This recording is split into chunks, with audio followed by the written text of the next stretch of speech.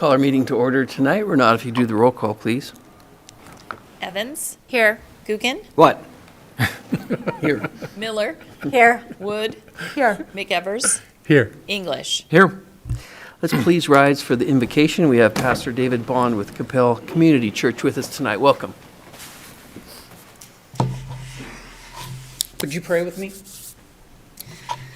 Dear Heavenly Father, I just pray right now for the Coeur d'Alene City Council.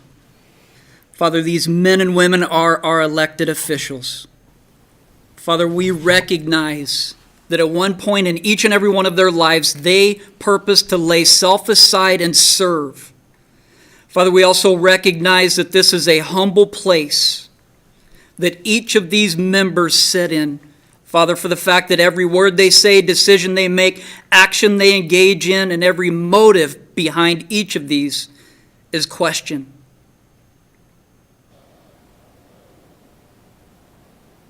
I pray that with each of the above stated, they do with you in mind. I pray that pride will be dismissed and gone. Father, I pray for wisdom to be increased in each member 100-fold. Father, I also pray that they lean not on their own understanding, but the collective understanding of each member, and foremost you. Father, that I pray for items on their personal agendas would be to know you, your nature, your character, and follow your ways. Lord, I pray that you would sanctify our community, that we would truly be set apart. I pray that we measure our community's success in righteousness for self, this chamber, and our community. Father, I thank you for the privilege in this season, in this time that we have, Lord, and these members before me. They have each been put in this place for a season and a time such as this. I pray that their decisions come of nobility and for the greater good. Father, we're honored to be in your presence today. I pray these things in your name. Amen. Amen. Dan, if you lead us in the pledge, please. Thank you, Mr. Mayor. Ready? Begin. I pledge allegiance to the flag of the United States of America and to the republic for which it stands, one nation, under God, indivisible, with liberty and justice for all.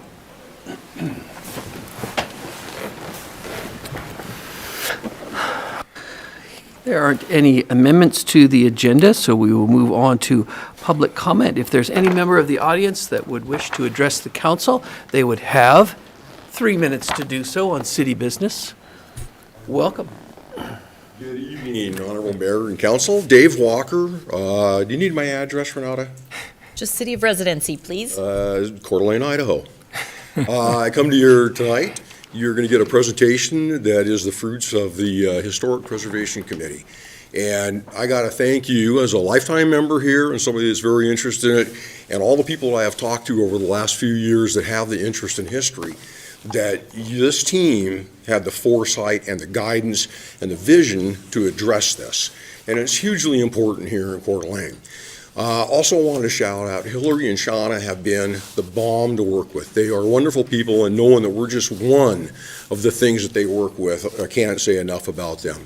You're going to hear from Katie at Northwest Vernacular, a wonderful group, a couple, but what a team, and the things even that I learned in the process about my hometown was interesting. So I just, again, thank you for your vision and allow us, and I hope you enjoy the presentation tonight. Thank you, Dave. Anyone else in the audience? Welcome, Sandy. Good evening, Mayor, City Council. I'm Sandy Emerson, 2929 East Lookout Drive, Coeur d'Alene, Idaho, which is actually in the county, but that's just how it works. Just so you know. I am also on the Historic Preservation Commission, and I just wanted to follow Dave. We both have been around long enough that they've put us on the commission because we are history. And we know some stuff. A lot of times we can't think of it, but we do know a lot of stuff. And I wanted to echo what Dave said, that it's a very interesting process and a commission that I'm glad to serve on, and I hope I trust that we are doing a lot of good. You will hear a lot about that today. I do want to recognize Mayor Widmeyer, who when he was first running for office, and we had a conversation on the street, and he said one of the things he cared about Coeur d'Alene and the structure the most was history. And I appreciated that and his take on that, and I think it's come to pass. So thank you, Mayor. Thank you, City Commissioners, and I appreciate all that you're doing. Sandy, that was 8 years ago, and you still remember that. One of the things I can come up with. Yeah, good job. And Hillary did say that we were to be here because the council, as representatives of our commission, because, and it's not just a committee, it is a commission. Keep that in mind. The reason we're here was because we were supposed to be able to answer some questions from the council, and I'm a little fearful of that. You'll have some good people here to do that. Okay. Anyone else wishing to give public comment? Come on up.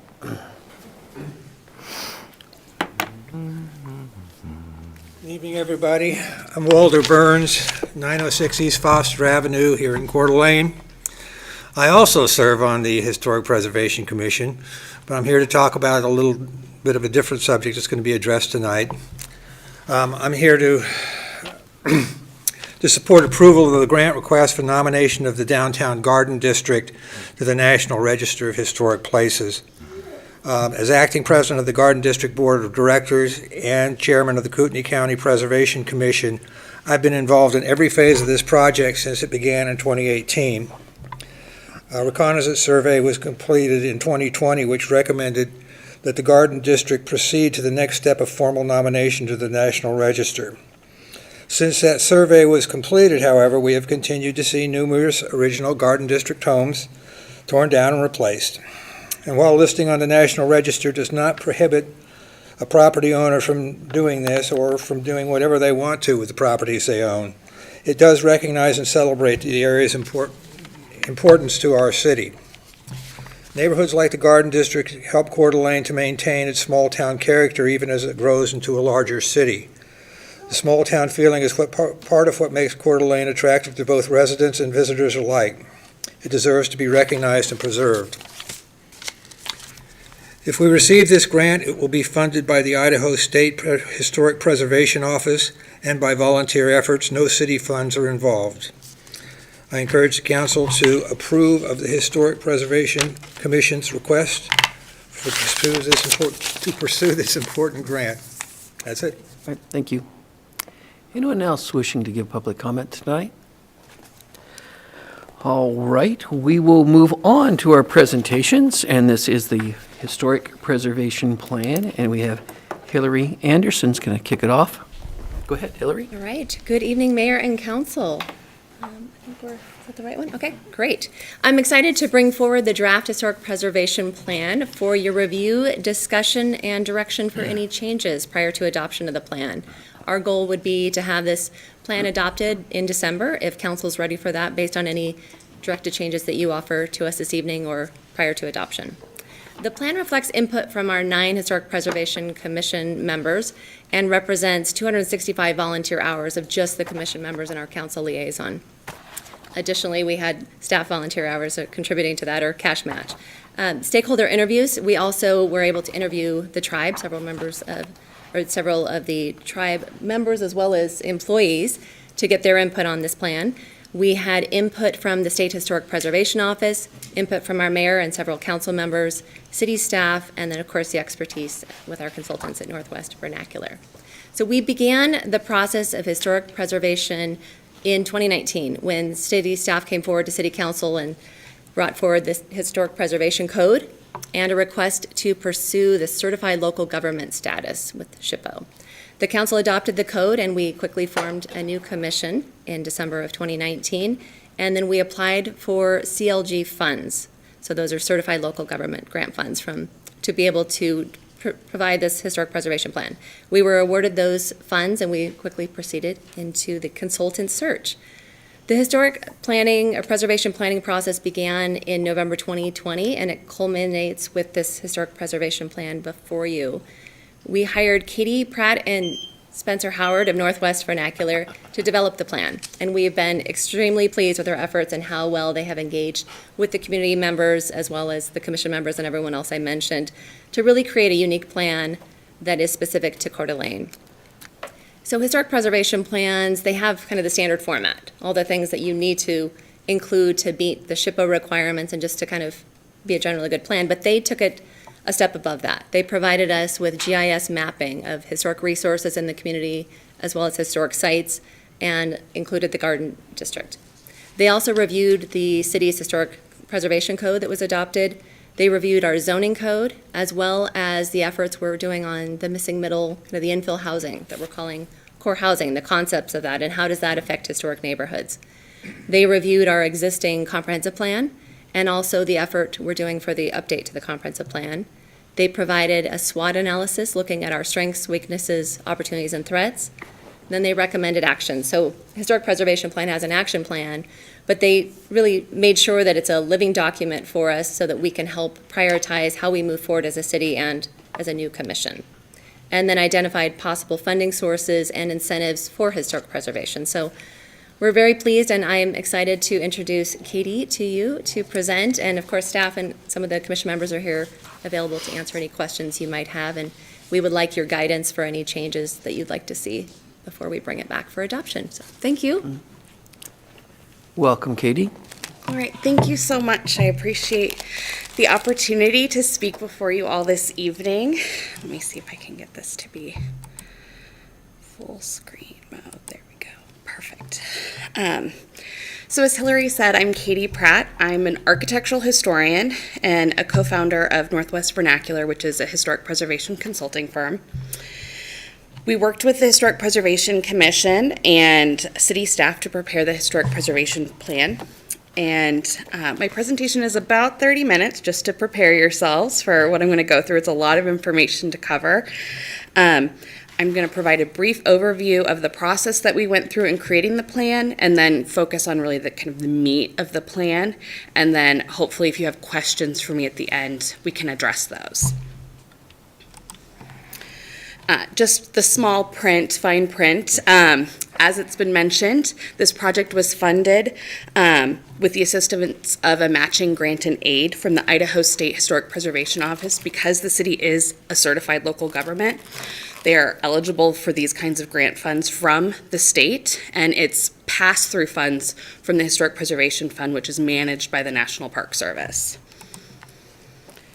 So what is historic preservation? It's a movement in planning that seeks to preserve older buildings and areas, recognizing their inherent value, and it's also a way to tie a place's history to its population and culture. The core parts of this process are identify, evaluate, educate, and nominate. We identify because we can't preserve historic places unless we know what and where they are. We evaluate because it's important to know the story, the history, and the context of those historic places so we know why and how they should be preserved. We educate because once we know, it's important to share it with the community so they can know it too, and that efforts to preserve and understand historic places are always community driven. And finally, we nominate because it allows us to highlight properties that are officially historic by designating them to the National Register of Historic Places, which is the nation's list of historically significant objects, sites, buildings, and districts. And the National Park Service maintains the National Register, and as Walter mentioned previously, it's completely honorific and does not carry any protection or interfere with private property rights. It's really just an honor and a way to bring awareness to a specific place's story. The Historic Preservation Plan comes into play as we discuss those four qualities of identify, evaluate, educate, and nominate. The plan is a planning document that develops a vision for historic preservation in the city and a series of goals, policies, and actions that will help the city pursue that vision. Since the city's historic preservation program is still quite new, now is a great time for a historic preservation plan to help it build momentum. You also have a wonderfully engaged Historic Preservation Commission, as you've had 3 members come before you this evening, which is also a plus and not something that I see in every community I work with. So that's a very rare blessing that you guys have as a city. Preservation can often be seen as reactionary. For example, a beloved building in town is demolished, and so everyone rallies around that cause.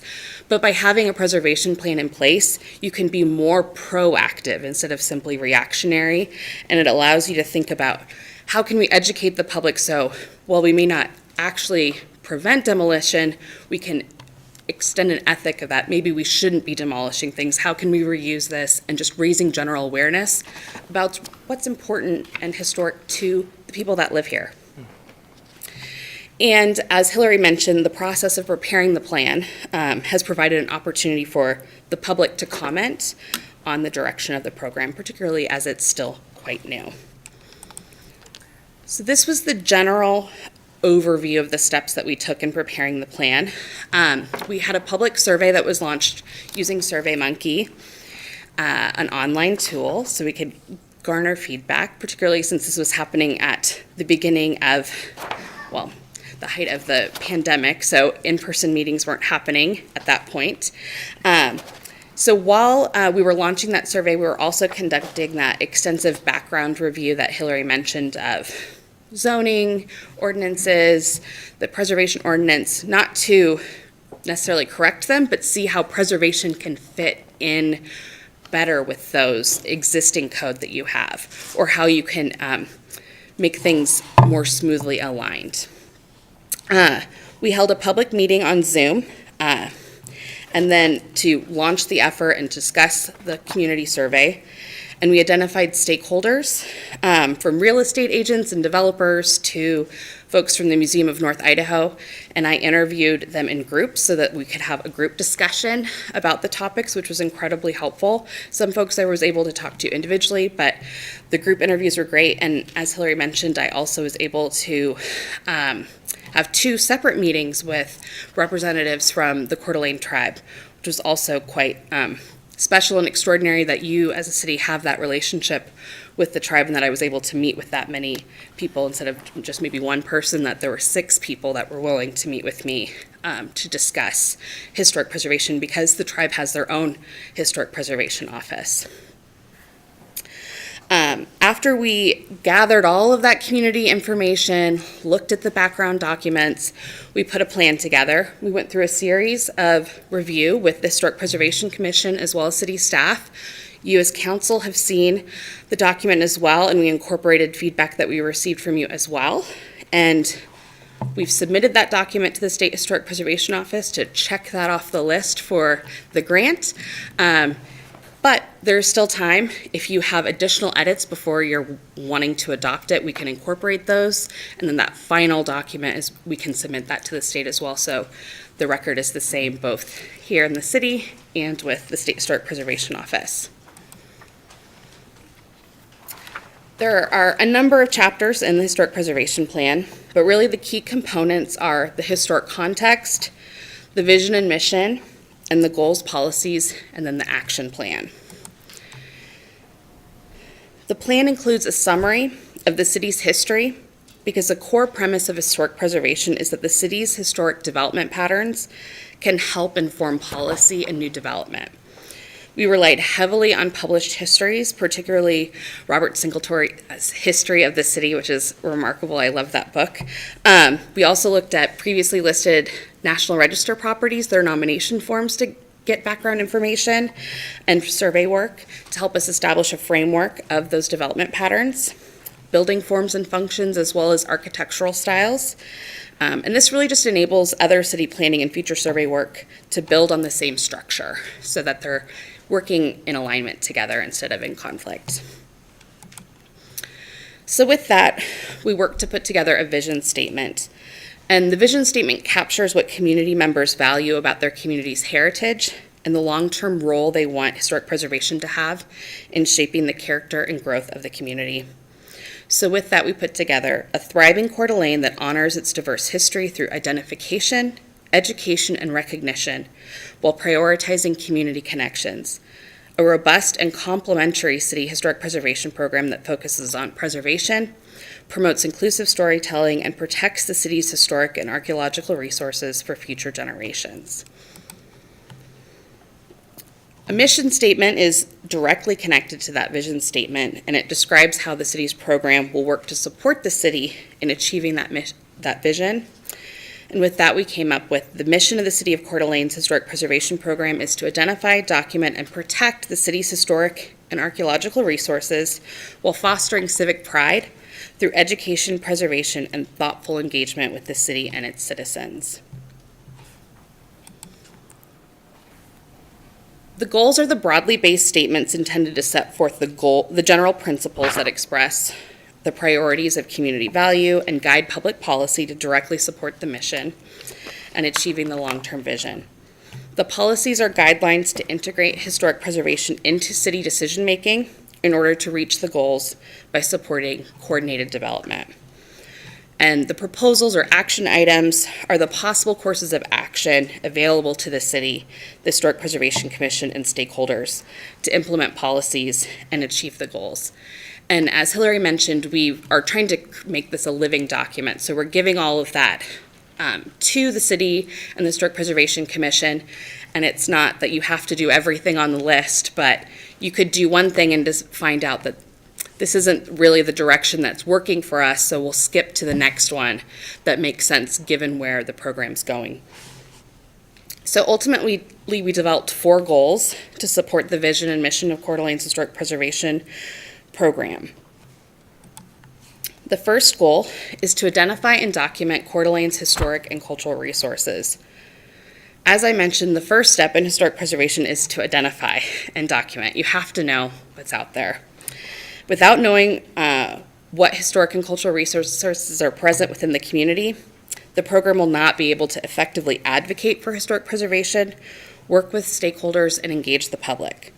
Survey work is a key way to accomplish this goal for the built environment and cultural landscape resources.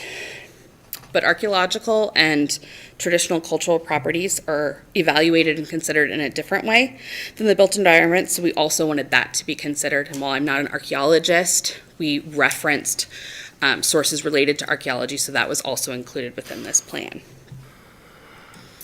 The second goal is to inform and engage the people of Coeur d'Alene to better integrate preservation for the education, pleasure, and welfare of the community. In order for the program to be dynamic and robust, it needs to be connected with the larger community.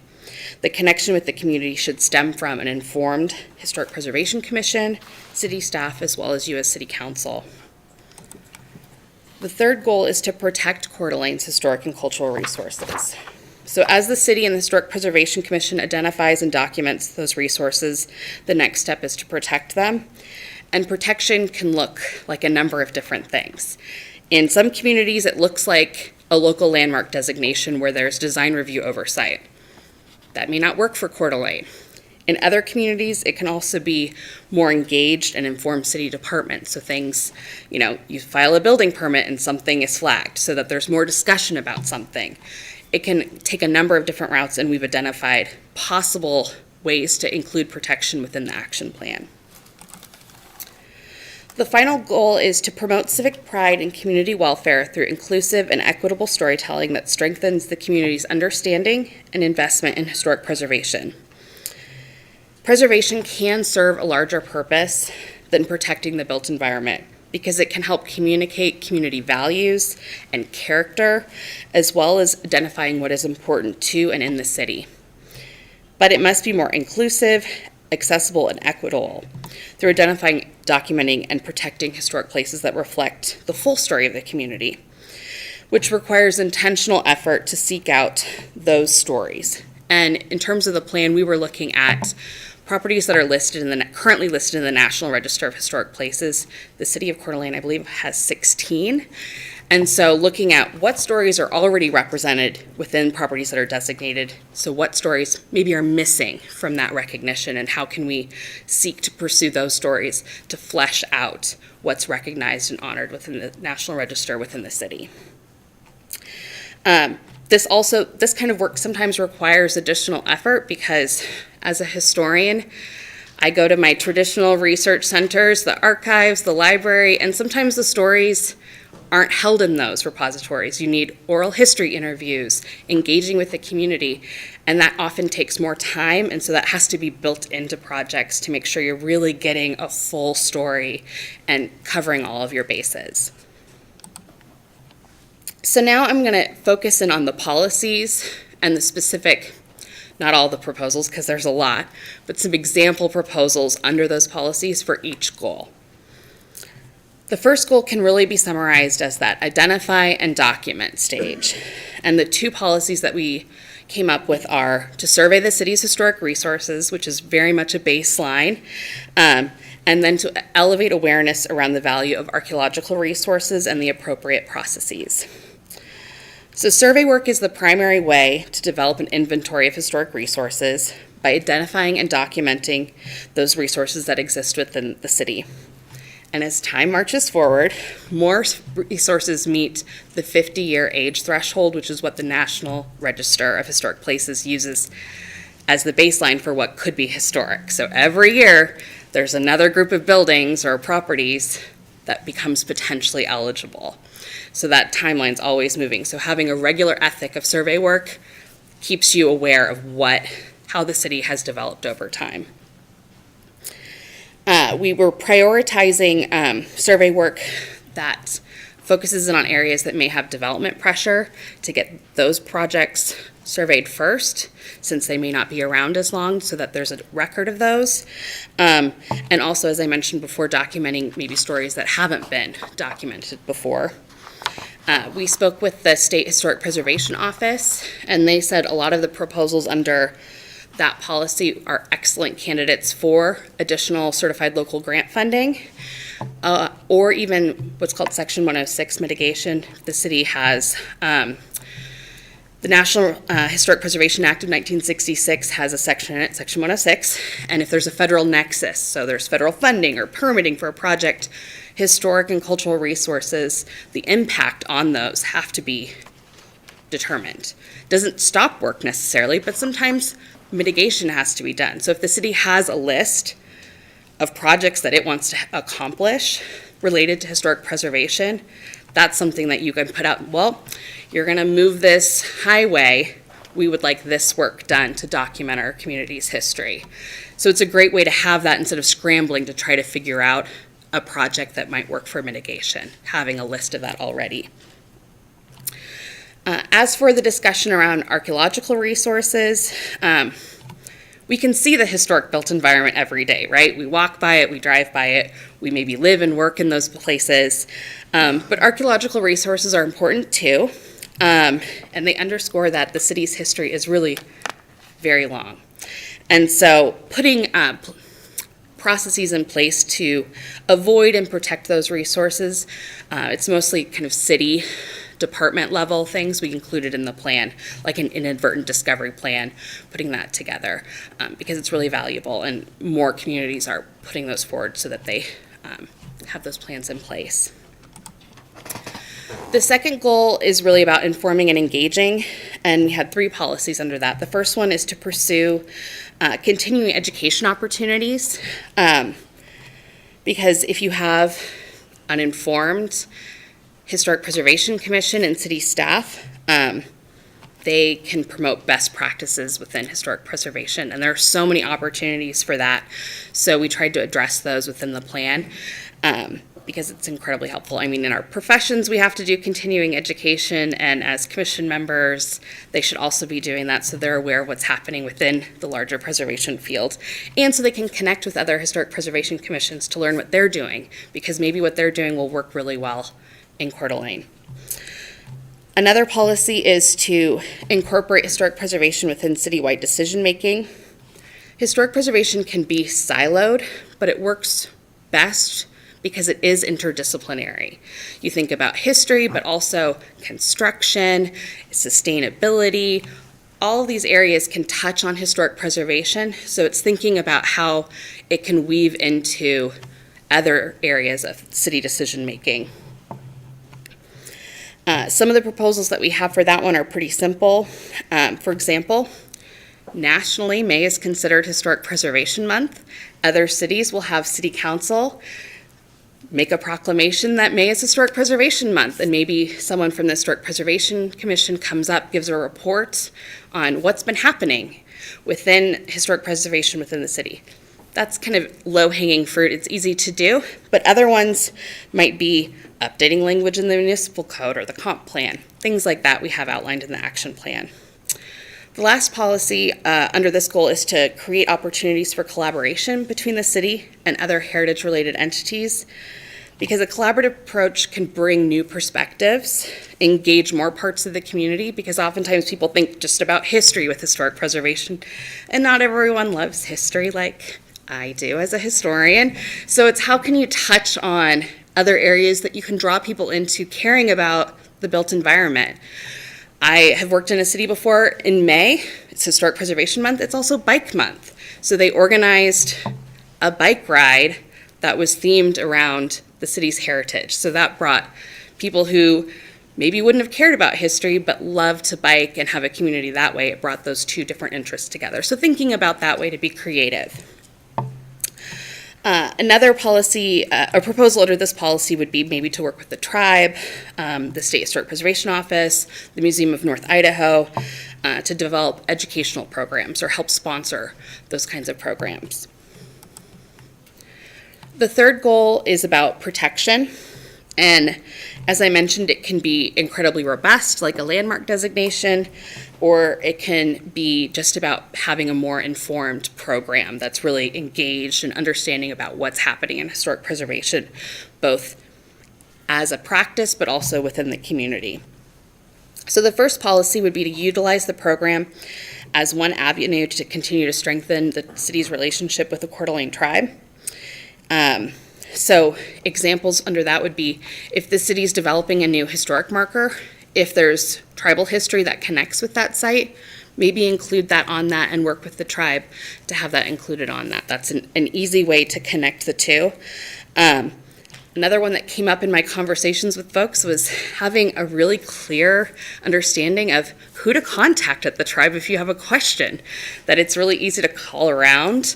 Say there's an inadvertent discovery, who are you supposed to call?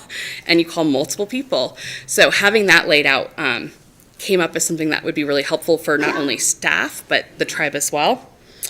The second policy under this goal is to recognize historic buildings, sites, and structures of value in the city. One of the proposals we have is the city perhaps exploring whether local landmarking is something the city even wants.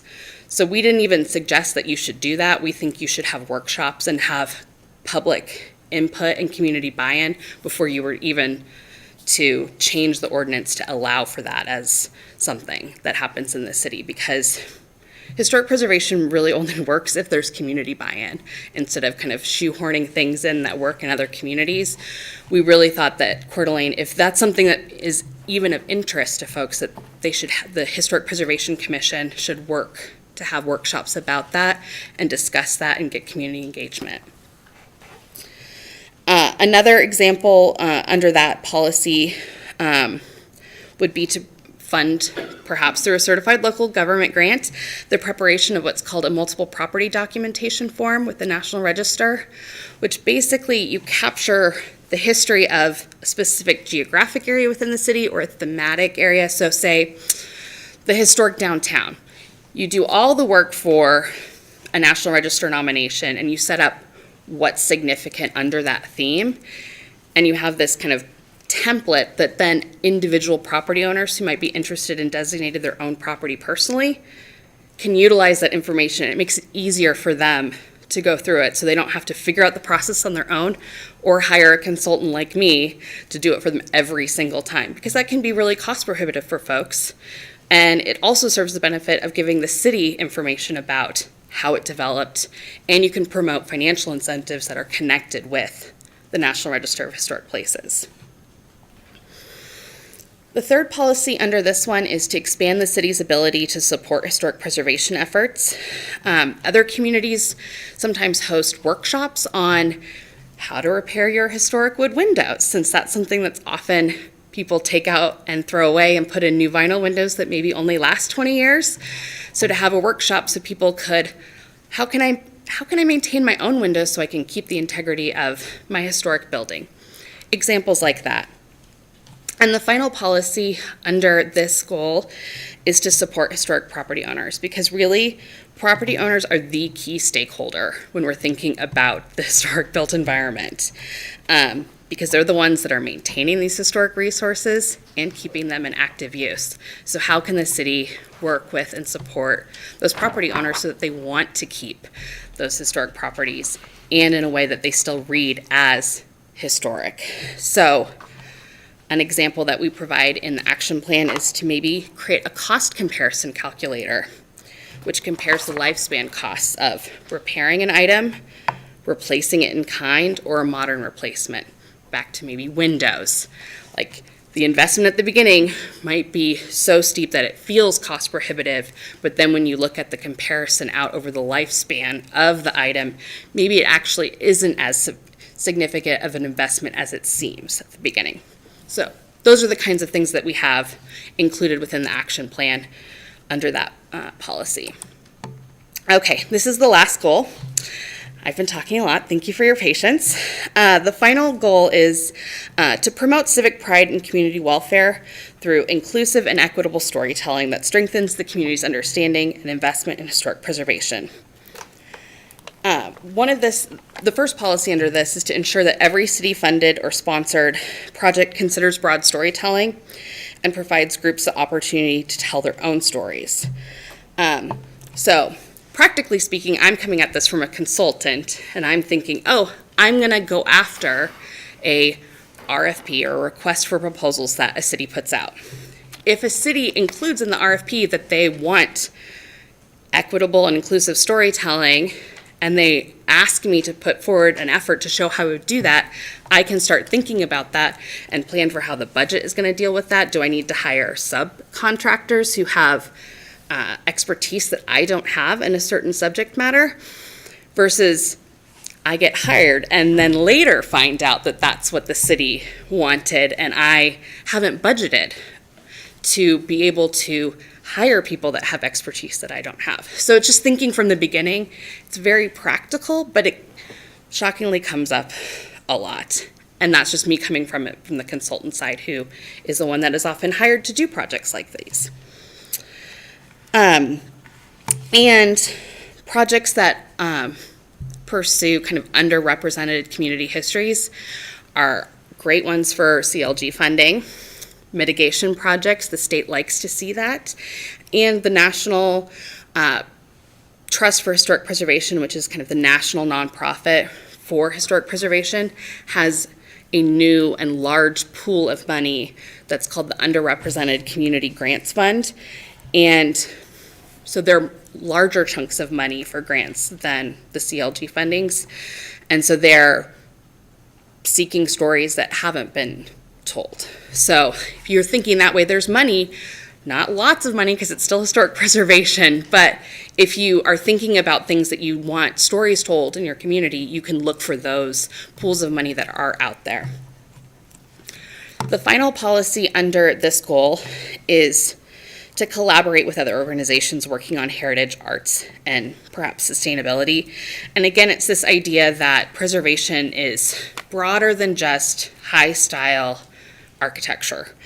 When it first started, that was really the focus, but as a field, it's become much broader and more interdisciplinary. And we think by the city starting to think that way, you can bring in more partners who are excited about historic preservation.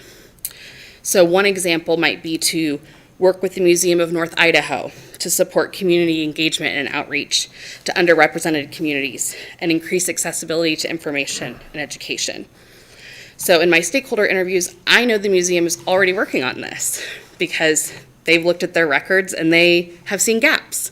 So they're working to fill in the gaps, whether that's oral history interviews, reaching out to communities that maybe haven't been documented in published histories or in the newspapers, and trying to get their stories as a community. So if there's projects going on that the city can come alongside and help sponsor or support or be invested in or have a presentation about, I think that's really valuable and is a way to support that policy and meet that goal. I talked a lot about the action plan.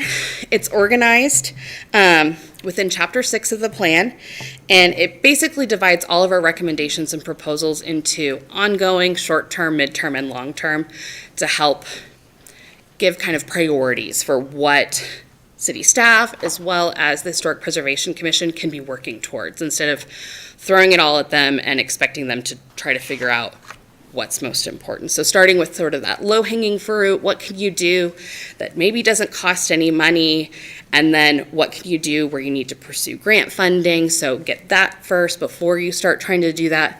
That's what's in the action plan to sort of set the program up for success as it's building momentum.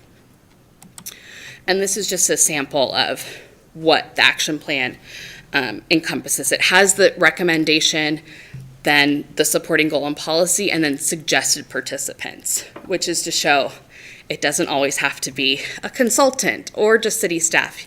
You can be working with other folks to come alongside you as well. It's not, it has to be those people, it's recommendations, just so you have somewhere to start. Because I think that can often be a challenge when you're a new program, is you don't even know where to start. So trying to lay this out so it's as simple as possible.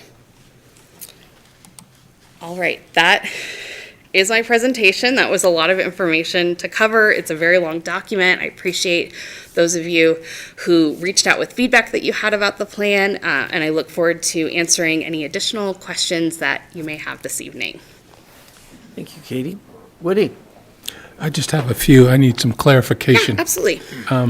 Because I'm with Dave and Sandy. We're old guys, and we think of history different, you know. That's totally fine. Under the preserved buildings, that was a kind of a heading you had. That's not saying that if you have an old building, you can't change it, tear it down, build something new, correct? Preservation looks different depending on what the priorities are of the specific community. So if Coeur d'Alene wanted to keep things exactly as it is, yes, preservation might mean that. But otherwise, preserving the history, the story, documenting it so that the information and hopefully the building, because that's always the goal, but the story and the information being preserved so that can be passed down to future generations is really critical. And that word protection kind of runs in there. Yes. Again, we're not necessarily protecting the physical building. We're protecting the history, the stories, that type of thing.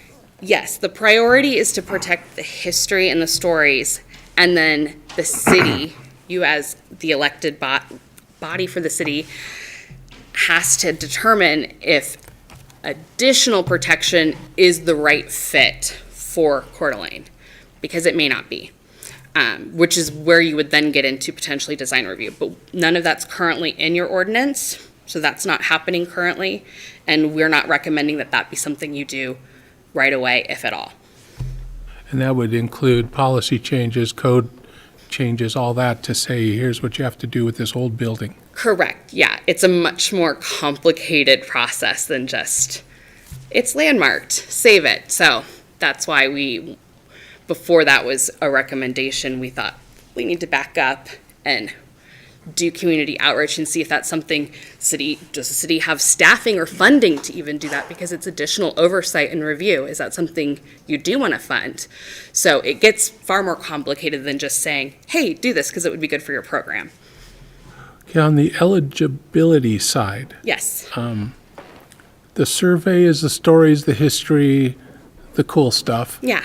but it's not necessarily there to save the building, physically save it, or physically change it. No, a survey is, so I do a lot of survey work, and it means I'm standing out on the public right-of-way. I'm taking a photograph of, say, the building, and then I'm documenting its physical features from the public right-of-way. What does it look like? Can I say what architectural style it is? And it's basically, I've had colleagues call it as like a bird count, basically, like what's historic in the city? It's getting eyes on the buildings so that you have an understanding of what's actually out there instead of just a nebulous idea. So that's all it is. It's just planning. Sometimes survey work identifies, There might be a National Register district, like in the Garden District, and then you move forward in that process. But the survey work is the very beginning. And sometimes you think there might be a district and there's not. So it's really just a planning and information gathering part of the process. Okay, my last question was under protection. Yes. A historic building needs to be protected. What about the person who owns the building? Do they still have a voice? I mean, we're not taking their building from them. We're not telling them what they have to do with it unless they come and ask, we'd like to preserve this, can you help us? Is that? Yes, so if the city chooses not to pursue a local landmark designation process, there is no official physical protection for historic buildings. But the National Register, even though it's an honorary program, if commercial or income-producing properties are listed in the National Register of Historic Places, the property owners become eligible for the federal investment historic tax credit. So if they're renovating their building and they need additional funding to perhaps make the project pencil, they can look at using that program. It is complicated, but it's a 20% tax credit off of the qualified expenditures. So for some historic building rehabs, that credit can make or break a project if they can actually make it work out so that they can actually rehabilitate it. And only because they're seeking the federal funding do they then have review. It's only because they're looking for that incentive that then review comes into place. Otherwise, no review at all. Thank you. You're welcome. Other council questions? We'll go Dan here. We'll then do I'll him go- first. Oh, okay, Yes, go ahead, thank you, Dan. Mr. Mayor. Oh, okay. Well, I really appreciate this presentation and the topic. And, we deal with a lot of things on the council and council meetings, and this has been a fun time. And I don't think it's completely because I might have seen one of my old 53 Chevys in one of the pictures, but, and I'm not quite as ancient as Sandy, but, although, at least Dave, but this is an important topic, and for some of us who, have been around a while, and I have to say, I'm guilty of sometimes, kind of taking for granted, oh yeah, everybody knows about, we call that such and such building, but it's the old Monkey Ward's, which was the whatever, and I had kind of an insight a couple of years ago when I did analysis of some of the election results, which, where's this guy going with this? But, found out that of the people who had voted in the 2020 election, big election and all of that, and that about 80% of the folks in Kootenai County who voted in that election had been a registered voter in Kootenai County. They were less than 5 years. So, meaning, we already, we know, but we don't think about, we've got a big influx of new folks, and that's great, and we, keep the blood going and all of that. On the other hand, in terms of the, relevance to our own history, and if those of us who have been, and we think that the local history is important, we can't take it for granted that it's just going to be remembered or taken care of itself. So I think this is a great, work to be doing, and that we should be supportive of this. Just as a quick final thing to mention, also am on relatively recently on the Idaho Humanities Council, and some of the terms you've used about the storytelling and all of that and documenting, they do have a lot of funds as well, for some targeted things. So I can see potential for overlap, and certainly, glad to be a resource on that. But anyway, this is a good thing, and keep up the good work. So.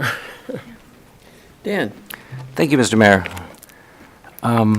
So I thought we were supposed to read the plan, which was never printed, so I have a digital copy here. So I wanted to go over some items I saw in the plan that I have feedback on. Absolutely. I took time to read this. Thank you. I appreciate it. Well, we paid you. So I would like to see in section 351, we talk about the comprehensive plan. It would be nice to have something in here a little bit more detailed about historical overlay districts. I think that's important to people who I've talked to. Section 3.53 talks about land use and zoning, but unfortunately, there's some references in there to infill. And I would argue that infill is the exact opposite of historical preservation. So I am uncomfortable seeing that in there. I would prefer us to talk about, there were examples listed here from, so I got another thing. I'm sorry, I normally don't deal with digital. I hate digital. So the missing middle was mentioned in here. Again, I think that's inappropriate in the historical document. I don't know who's trying to jam it in there, but I think that goes against historical preservation. I do like, there was an item in here that was talking about some examples from other cities regarding historical preservation zones and overlays. It was mentioned Wenatchee, Los Angeles, Boise, and Missoula. And I think it would probably behoove us to look a little bit better at those plans and put that in here. I think there's probably a football game going on where someone's going to say, oh, no, we'll address that in the comp plan, but I'd rather see it here. I also have some objections to Goal 4. Can I ask a quick follow-up question about the overlays? Quick, yeah? Are you asking for a recommendation on how you might word an overlay zone? Is that what you're asking for? Just wanting to clarify to make sure that I'm addressing what you're looking Well, for. primarily just to eliminate all that infill and missing middle type stuff, which to me implies density. And if anyone has taken a tour of the Garden District, they see that they tear down a very nice old bungalow and they build something that maximizes the space, wedges all the parking off the space. And to me, that is the antithesis of historical preservation and is what ticks off a lot of people in the public. I mean, I would like to protect it as much as possible. Voluntarily, of course, if people want to opt into doing that kind of overlay. But still, you know, I mean, it's the whole thing here, the gear is toward increased density and doing whatever developer wants with a property, which is his right, but again, that goes against historical preservation. Mr. Mayor, may I ask a clarifying question? Sure. Dan, Dan, do you mind? Sure. can you repeat your concern with 3.51? I missed it. I gotta find it now. And it doesn't... Again, this is digital, and it's not... 3.51 talks about the comprehensive plan, and what I want to see is something that would be more specific language in there regarding a historical district in the comprehensive plan. So that was kind of... it just, this whole section kind of meanders off. I mean, it's community and identity, jobs and economy, then it goes into land use and zoning, that's 353, so it's a subsection of that. And then in that section is where it talks about missing middle and infill and stuff, which I don't believe is I think, again, I think that goes against historical preservation. But they do, in that same section, list the other cities that do have these overlay zones, which I think we should look at. I just wish it would be a little more clear. Let's see, moving on. And again, I apologize for the digital stuff because paper is better. Yeah, so goal 4, inclusive and equitable. And this just sounds like identity politics, and I don't think it has a place in a historical document. And that's just a personal opinion, and I do want to air that. What's missing from this, and what you guys could add, you did touch upon a little bit in your talk. And for me, that's art. There's so much that we can tell with our history from art. One of my favorite pieces in the city is Chief Morris Antelope, which not only talks about our history, but the tribe's history, and it's a great piece of art. And then we had an opportunity a while back to do something for human rights, and I wanted to push us to talk about the great people who lived here, who did so much to help us fight the Aryan nations and apparently no one liked that because the art piece that they did doesn't even reference that. So I think for art, we could put more in this document, like if you wanted to pull section 4 or goal 4 and talk about how the city can use art to tell our history, which I think would really dovetail nicely with what we already do. It would also give us some direction for our art. That's another thing I'd like to see in here. Let's see.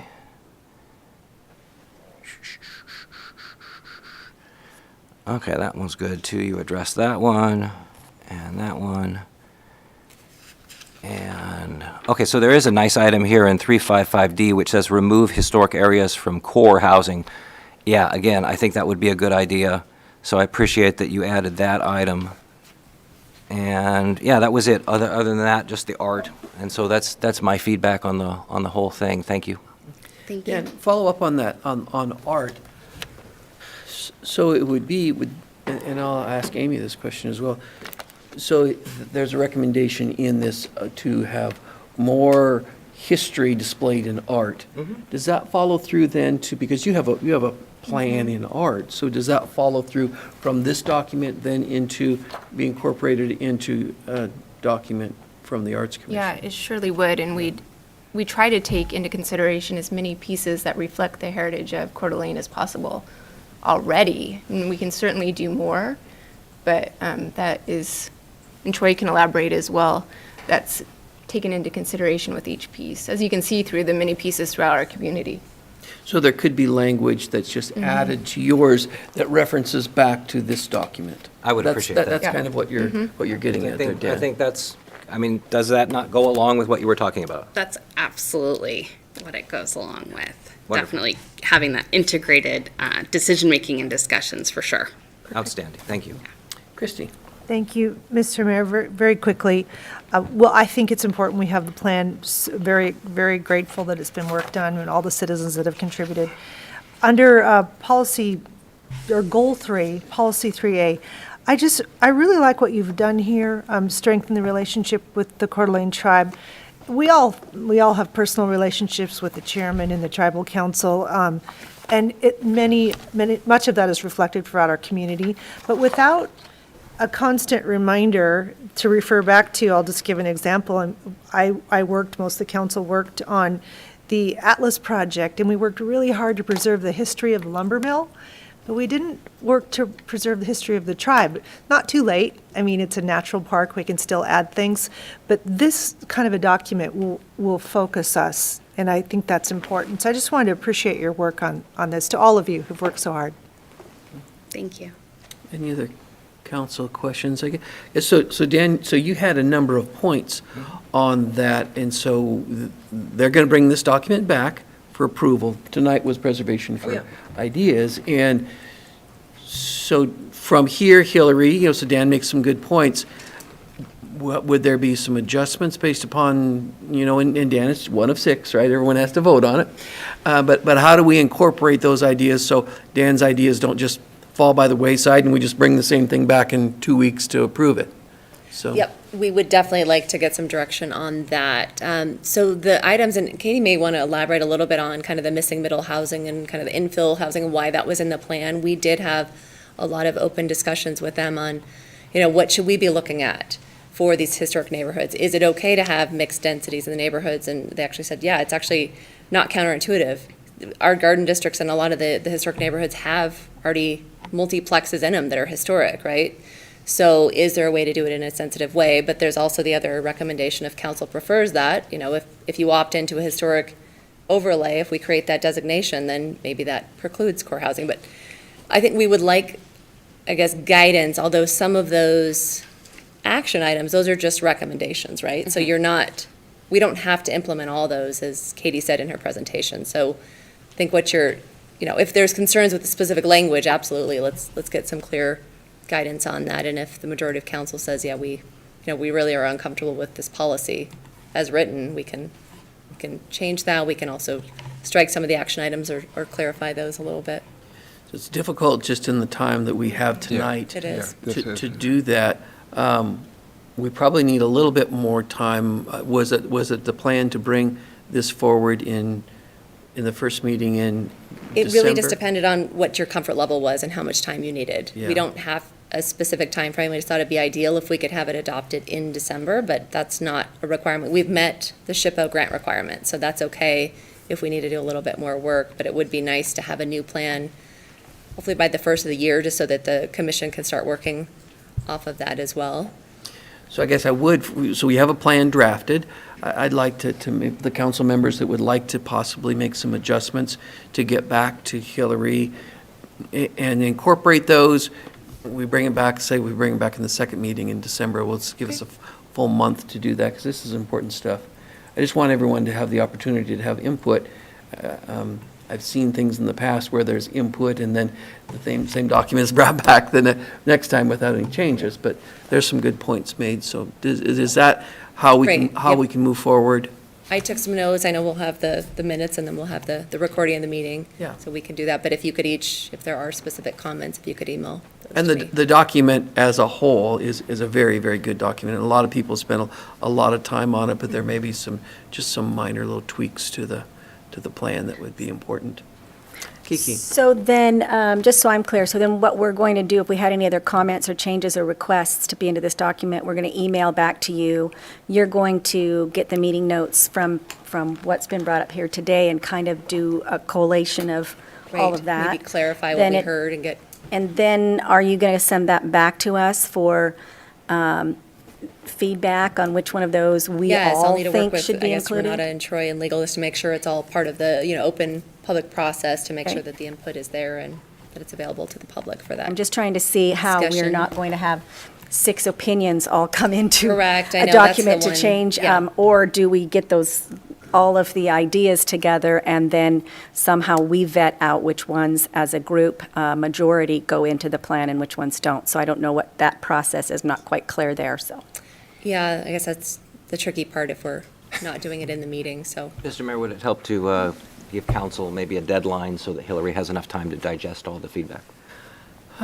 So Hillary, you'll be taking council feedback and adjusting the document accordingly. You're the one that's doing the work. What time frame would you like to see? Do you, I guess Katie too will be coordinating with her on any edits for that.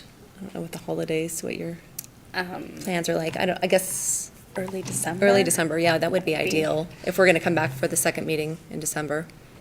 So Great. let's say by that first week of December, if council can have ideas back and we can make a few minor adjustments to it. Does that work for everybody? Any other questions or comments on that?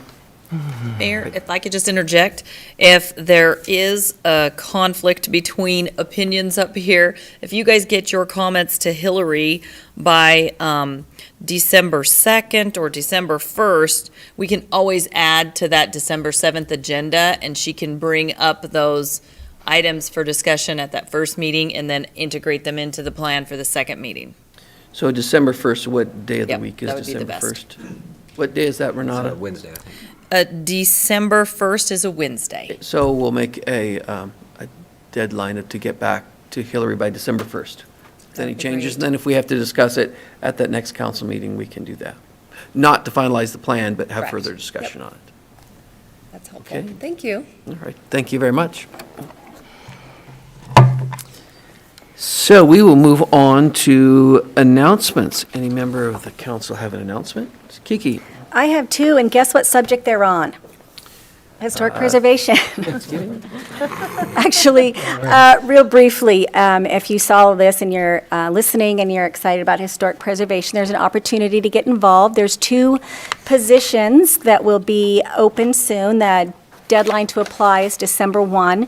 And I want to say how proud I am of all of you for taking my phone calls and getting involved, and I really appreciate the work that you've done, so we want to add to that group. One of the reasons, my second announcement is one of the reasons one of those vacancies is coming up is Robert Singletary is retiring. As many of you heard, he's like one of the foremost historians in our region, and so there's going to be a fundraising effort, a joint group of people, the task force, North Idaho College, the museum, and some others are putting together a fundraising effort where they will put a permanent recognition of Robert's efforts to Coeur d'Alene history at the museum and hopefully at Fort Sherman Chapel. So stay tuned for that one. And thank you all for the historic preservation work. Any other comments, announcements from council? Woody, you're up. Mr. Mayor, I'd like to move for approval of the consent calendar as presented, including Resolution 21066. Second. Motion is second to approve the consent calendar. Any further discussion? Roll call, please. Renata? Wood, Yes. Evans, Yes. Miller, Aye. McEvers, Yes. Gookin, Yep. English. Yes. Motion carried. Move on to other business. We have resolution number 21-067, approval of budget authority for the purchase of a used armored vehicle from Lenco Industries for $183,000. Chief White? Well, good evening, Mayor and Council. I'm in front of you tonight to request that we purchase something that I really wish that we didn't need. This is one of those items that, unfortunately, in today's world, that is required, but it's not something that is very popular, very fun for us to ask for. I would tell you that across the country and here locally, armored vehicles have been used successfully on, well, many different instances to prevent people from being shot. I would tell you that this isn't a piece of equipment that we use for routine patrol. It's not like we're going to take this out and make traffic stops with it or, go to regular domestic violence calls or something like that with. This is the vehicle that we use typically just to rescue citizens who are trapped by gunfire or to safely evacuate them without needlessly exposing them to potential gunfire. We use it to keep our officers safe during SWAT calls and other situations where an officer might be exposed to gunfire.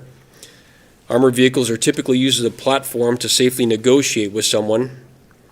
And the use of an armored vehicle oftentimes precludes the necessity for an officer to immediately have to respond with gunfire when someone is shooting at them. In fact, our last officer-involved shooting was a situation in which a person was inside a house shooting at our officers who were outside positioned behind parked cars. And I would tell you from personal experience, and many of the SWAT officers who asked to attend tonight, who are standing in the room behind me, can tell you how difficult it is to adequately describe the difference between standing behind a parked Pinto or a Honda Accord when you're being shot at versus being inside an armored vehicle when you're being shot at. And I would tell you that the officers' families understand that very well. It's important that I make this distinction. The vehicle that I'm asking to purchase is not a used piece of military equipment. This is an attract vehicle. It's not something that has weapons attached to it. It's not an MRAP or something else, or a tank or something else similar to that. Although there are many agencies across the U.S. who use surplus military vehicles, for instance, an MRAP. But I would tell you that it's my personal opinion that they're really not suitable for civilian law enforcement use. And there's a number of reasons why. The good thing about those pieces of used military equipment is oftentimes we get them free from the military. But with that comes some real problems. Number one, the height of the vehicle makes it very easy for a suspect to shoot under the vehicle and hit people that are standing behind it. Secondly, they hold a very limited number of people. They're really not very large. They're large vehicles from the outside, but on the interior, you're lucky to get 4 or 6 people in there. They're very hard to maneuver. So getting them to in an area where you can safely rescue people who are maybe pinned down by gunfire or in otherwise harm's way by armed citizen, it makes it very difficult to use them. The cost of maintenance for those vehicles is extremely high. Replacement parts are extremely hard to find. And frankly, the biggest issue that I see with pieces of used military equipment is the public perception behind those pieces. People look at it as the militarization of the police department. And so what I'm asking to purchase tonight is not that at all. It's a vehicle that's mounted on a Ford 550 chassis. And yes, it's armored. Yes, it's made to stop bullets, and that's the whole purpose behind it. The brand new vehicle of this type typically costs, I think right now it's at $380,000. And we've understood for years that price tag is simply just too high to bring in front of council. And so for quite a while now, we've been trying to find a used vehicle that meets these needs. Lenco, who is the original manufacturer of this vehicle, has one that they have taken, and they are in the process of completely refurbishing the vehicle. That includes a new engine. They're going through the transmission, all new brakes, all new tires, an all new interior. It's basically a new vehicle with the exception of the chassis, and anything that needs to be replaced is being replaced. It also comes with a 1-year warranty, and we are able to obtain this vehicle for $183,000. I understand that's still quite a bit of money, so what I'm proposing to do is use all of the police department's asset forfeiture funds. We have $110,000 roughly in our asset forfeiture seizure account, so I'm asking to use those funds in addition to approximately $73,000 in a vehicle line item that council has already approved. So rather than get the 5 marked vehicles we were originally going to purchase, we're looking to purchase just 4 then and use it for this purchase. And I don't say that lightly. The reason that we're willing to make that trade is because we understand the importance of getting this piece of equipment. As I said, we've looked for years to get this, and frankly, we thought a price tag of $380,000 was way too much to bring in front of you. And once again, I want to reiterate this. This isn't something that we take lightly, that we bring in front of you. We understand that it is a bit of a controversial piece of equipment, but we also understand the need for it. My first year when I got here, our SWAT team had 4 SWAT calls in 2014. And I think the next year they had 5. So far this year, we've had 18. And as I said, the last one was an officer-involved shooting where someone was inside and shooting out at the SWAT officers. Our SWAT team, I don't remember if it was just this year, well, I know it was just this year, used the county's vehicle to safely rescue some people who were in danger of being shot by a suspect. And so, once again, I'm asking for your approval to purchase this used piece of equipment. All right, questions for Chief White? Amy? Thanks, Chief White. I spoke to you earlier, and my question is, how will you ensure that this is only used for protective measures? Well, 2 things. Number 1, we can certainly put something like that in policy, but I would tell you that, frankly, it's the practicality of not using it for routine patrol, whatever, that was probably the best assurance I can give you. It would be similar to, say, our traffic unit. You know, they don't use our motorcycles in January and February because of the snow and ice and those sort of things, just because it's not practical. It's a larger, vehicle. It's not, like I said, it's not huge. It's not a tank or anything else, but it's not something you're going to want to drive around every day and go to call or make traffic stops with. It's not suited for that purpose at all. But if I would tell you that if council's comfortable with it, there are certain times, for instance, when the county uses their SWAT vehicle for static displays, the kids get to go and climb all around it, climb inside it, and see what it's all about, and so it's not as scary to them and that sort of thing. So if council's comfortable with doing that sort of thing, we can certainly talk about doing that. But for the most part, the only time we bring this thing out is when someone's life is in jeopardy, when there is a very strong likelihood that we are going to be shot, or someone else is going to be shot, or shots have already been fired at other citizens or at officers. Thank you. Other questions for Chief White? Christie? Thank you, Mayor. Chief, a lot of people know I'm a retired sergeant with the Coeur d'Alene Police. I know, nobody knows that. You were my boss. Loved working with you. We all have those calls that stick in our brain. As you get old, you get a lot of them that stick in your brain. For me, late 90s, low crawling, in the dark, hostage situation, got about a 20-year-old guy taking his parents hostage, torching off rounds with his rifle at the cops that came to help and had no cover whatsoever. We didn't even have trees. We had the darkness. That's all we had. And you could hear the rounds going over your head. Sheer luck, none of us got killed that night. We didn't have any bullet holes when we left. Well, we're not in a situation anymore in 2021 where we have to rely on sheer luck. We have this kind of a vehicle that could actually protect our law enforcement. And I couldn't imagine not taking the opportunity to secure this vehicle. So I appreciate the work that you and the entire team has done on this.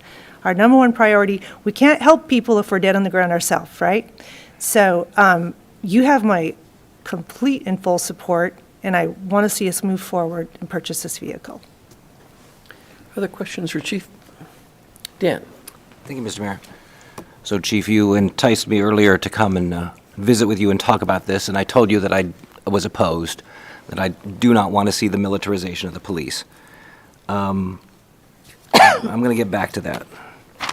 I did talk to Captain Brantel of the Post Falls Police Department. They have a SWAT team, and they have an MRAP. That's the military vehicle you're talking about. They got it free, and it is one expensive SOB, and it costs them a lot of money, and they may use it. They've used it twice this year. We can use that. We have a jurisdictional, we can share. I mean, if you need to bring it over, you can call and they'll come over with it. This morning I talked to Sheriff Norris, and then I eventually spoke to Lieutenant Heil, who I guess is the SWAT commander for the county. And he actually pushed me in the direction that I think you want me to go, because he talked about how many times they use it, and though they have one, they have a Bearcat, I think. He said 2 would be better than 1. Maintenance cost on it seems to be really low, so I don't think that would be a big issue. They also have 2 unmarked expeditions that they can use as well. Here's where I'm rubbing now. This wasn't in the budget, and that's a deal for me. I mean, you see me do that with other departments too. Something this big is not in the budget. The question is, why wasn't it in the budget? The other thing is, for the past 6 years or so, I've been trying to get you police cars. And I remember about 5 or 6 years ago, we were at a meeting and you had your cars pulled from the budget. And I said, I would like to see the cars added in the budget. And I appreciate that Councilman English spoke up at that time and said, yeah, we get the cars now, it's cheaper now than getting them later. So I have made a push, every budget to make sure you get the vehicles you want, and now you're taking one away. So the question for me is really one of priority. Do you really still need police cars, or this thing, which initially to me seemed more like a want? Because we do have one at the Sheriff's Department. We have one we can get out of Post Falls. We could even get some out of Spokane, but they're really too far away to be practical. So is this just because it suddenly became available? Or is this, since I've been pushing to get those cars, and we got you lots of cars in your budget, now you're going to take one away. In my mind, and of course I'm not you, and I'm not them, in my mind, I want to see guys in cars. So can you kind of explain your logic to me, please? Absolutely. So a couple things. You're absolutely correct. We did not put this vehicle in the budget for a number of years because, frankly, we thought the price tag was too high. We thought it was a non-starter. To request $380,000 for something that it's just a hard sell. And on top of that, as you spoke about in the beginning, the militarization of the police department, we didn't want that to be a huge detractor during a budget talk. And so we began the search back in 2015, I think it was when we really started looking in earnest to try to find one that was used. We actually found a couple out of Seattle back when they had, I think it was 3 days ago, or 3 years ago rather, but they weren't this type of vehicle. What they were, this was the ones we found were old Loomis bank cars that they were taking back and forth. But they all had gas engines and all had over 200,000 miles. They were basically rattle traps. We were getting something that we knew maintenance-wise would just eat us to death, and so we never brought that forward. It's hard to plan budget-wise for a used piece of equipment because you never know. As I just said, it took us years and years to find just this one, and so it's very difficult to budget for. In terms of prioritization between this and police cars, you're absolutely correct. We do need police cars. However, I also understand that I'm trying to be as fiscally responsible as possible here. And so the most fiscally responsible way I can figure to obtain this vehicle would be to give up a marked car. I don't want to do that, and frankly, I'm trying to do this with the least amount of impact to the general fund as humanly possible. And so that's the reason why I'm doing that. Yes, there's a huge need for marked cars, but I would tell you that several of the people, if not all of them, standing behind me have been shot at on a SWAT call previously. They would rather have something that stops bullets than a marked car any day of the week when they're getting shot at. I've been inside them when they've been shot. More importantly, I've had my team inside them when I was a team commander when they've been shot. I've used them to rescue citizens on more times than I can count. In my prior life, I was on a SWAT team for 17 years. That SWAT team, we handled between roughly 150 and 200 calls a year. We used that vehicle just about daily. Sometimes it was necessary to just use it as a negotiation platform to get someone to peacefully surrender.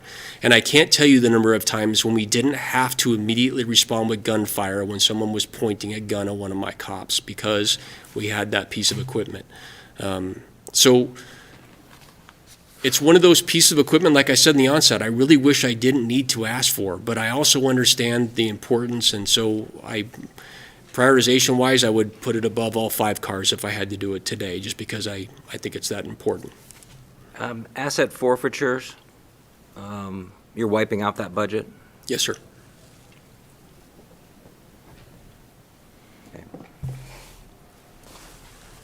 And Chief, it's limited on what you can spend that asset forfeiture on, right? Yes, sir. There's some rules from the guidelines. federal government. It's called the Guide to Equitable Sharing that we have to abide by. And so there's very few things that we can use it on. For instance, I can't buy, new furniture for this room with those funds. There's limited things we can spend it on. Right. Yeah. Dan? Well, I don't have a question. I'm supportive of this. I've met with you as well. And I can appreciate, the need for this, and, certainly just for the sake of our officers, it'd have me right there. But actually, as you talk too about some of the, for the rest of us, practical considerations of with a domestic violence situation, which, I'm aware of many of those, and how many of those that are dangerous, and the ability to send something like that in as a protective shield. On one hand, yes, that's a chunk of money. On the other hand, I can appreciate, boy, you're willing to give up all of one part of it and part of another because, yeah, that is a priority. We need police cars. Guess what? We needed them last year. We need them this year. We'll still need them next year. It's not like we're not going to buy any more regular police cars, but this is a unique opportunity that's going to fill something that is for the safety and protection of the community at large. We buy road graders and all of that, and keep the streets safe and all that, and that's great. This kind of money, I don't know what we spend on if we had to replace a traffic signal, which comes down to safety. And so it's all, it all relates to each other, and this is, yeah, it sounds like it didn't have this specific thing in the budget and didn't know a great deal, and the users wasn't going to come along, but it does sometimes. I mean, you got to act when you got to act. So I certainly support this, and for the safety of everybody concerned, I don't have a second's hesitation to support this. So. Thank you. All right, Woody? Chief, thank you. It freaks me out when I hear Christy Wood tell stories of people shooting at you, and that's some of your reality. It sort of freaks me out, and I'm grateful for your being out there. I am totally supportive of this. I find it fascinating that you figured out a way to financially make it work. And with that, I'm wondering if we would be generous enough to help Mr. Gookin deal with a less car and just get the car out of fund balance. And I hate saying that. Oh, no. Just between us. I'm all with. Well, I'm that's for that. important. No. That car is important to Mr. Gookin, and I think at least we should maybe have that discussion. Maybe we should take one step at a time. Maybe that's a good thing. Yeah. I tried, Chief. Yeah. Any other questions? If not, we'd be looking for council action. Yes, I'll make that motion, but also I'd just like to, I guess, reiterate what Woody said. I respect what Dan says about following the budget. Clearly, though, this is asset forfeiture funds and budget funds that were from a previous budget, leftover remainder funds that are being put to good use. And so I just wanted to clarify that. And with that, I would make a motion, to approve Resolution Number 21-067, approving budget authority for the purchase of used armor vehicle from Lenco Industries Incorporated for the approximately $183,000. Second. Motion in a couple seconds. Any further discussion? Dan? Thank you, Mr. Mayor. Me. I just do not like the militarization of police. I totally understand what you're coming from. And I appreciate all the gentlemen in the back who are on the line for us. That's very nice. I've been out shooting with you guys. I appreciate that. Did some better times, too. So, anyway, what really kind of is pushing me here was talking to Lieutenant Heil today. And I told people that after I spoke with him, I kind of changed my mind. That I don't like busting the budget. And I don't like having to give up cars. Because this has been a priority. That's what you've been telling us. It's not a Bearcat, but I'll call it one. The Bearcat thing seems rather recent. And superficially, it looks more like a want than a need. Because we already have, the county has one. But Lieutenant Heil said 2 would be better. And I see the logic and I see the passion for it. Don't you ever come back to me with something off budget again, though. Well, there's 6 of us here, I would just say. I just have one. Kiki? Just a couple things I want to clear up before we vote. In the last 7 years, you said we went from 4 calls to 18 calls? Yes, ma'am. Okay. And then visually, what is this going to look like? I mean, I think we saw some photos of it, and it sort of looked kind of brownish colored gray. That one wasn't painted. It's going to be painted a lot like one of our black and white patrol cars. So it's going to look like part of... It'll look like part of your our fleet, just more and square. recognizable by the community as part of the fleet, right? Yes, ma'am. Okay. Thank you. Anything else? Roll call, please, Renata. Evans? Yes. Miller? Aye. McEvers? Oh, yeah. Gookin? Yes. English? Yes. Wood? Yes. Motion carried. Thank you, Chief. Move on to resolution number 21-068, acceptance of the concept for the Coeur d'Alene Rotary Centennial Park, approval of a memorandum of understanding between the city, the Rotary, and Ignite CDA. Bill Greenwood. Good evening, everyone. What I have for you this evening is an item I think that speaks to what makes us a city of excellence, and it's called partnerships. So we are partnering with the Ignite Board and the Rotary Club to enhance and preserve an existing park in downtown. My Park and Rec Commission approved this and the MOU, and the Parking Commission approved the concept of the park itself.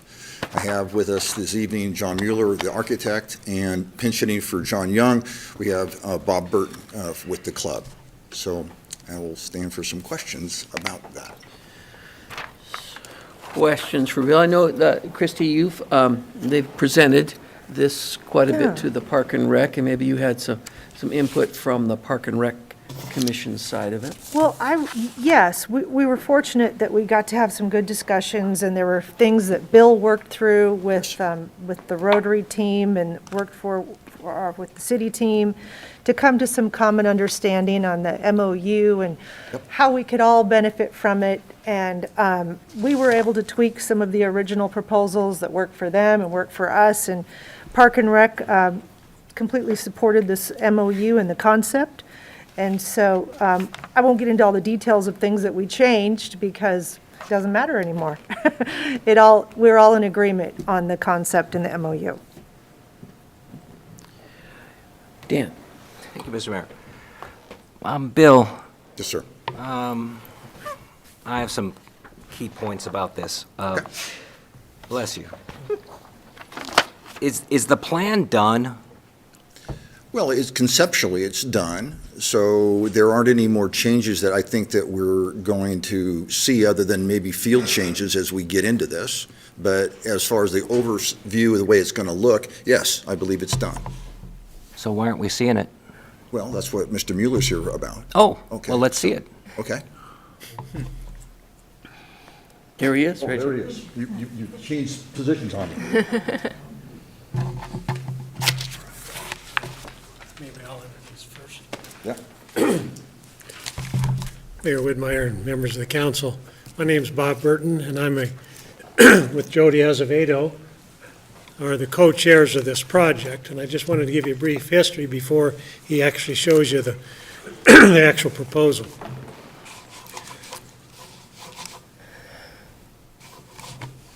Back in 1921, Huntington Taylor was organizing a committee to adopt the Rotary Club in this community. In January of 1922, our club was formally and officially chartered as the 1050th Rotary Club of Rotary International. For the past 100 years, Rotary has been a major part of civic projects in this community. If you look around, you'll see many, many projects that were sponsored and worked with by Rotary. The first project, in fact, that was actually started before we were even incorporated by the Rotarians then, was the development of the Memorial Field. In 2013 and 2014, the Rotary Board at that time decided and approved the concept to celebrate our centennial, which will be obviously January next month, by celebrating with having a major project that would serve our community and also honor our club's history. Every board after that, since 2013, has set aside funds to put towards this project. And we've been able, through investments and contributions, to collect a little over $300,000 that we're going to use for this project. Groups of the past presidents established guidelines as to what this project would look like, how we were going to do it.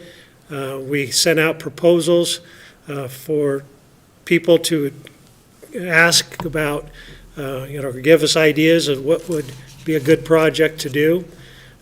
Our past presidents then narrowed this down to 3 particular projects. Those were all presented to our club. Our club's about 175 to 180 members of local community people. That club then chose overwhelmingly to support this project you're about to see. We set up committees then to facilitate this project. Numerous committees. I'm going to talk about 2. One was the committee called Policies and Procedures. That was chaired by Barry McHugh and Dr. Tom Thilo.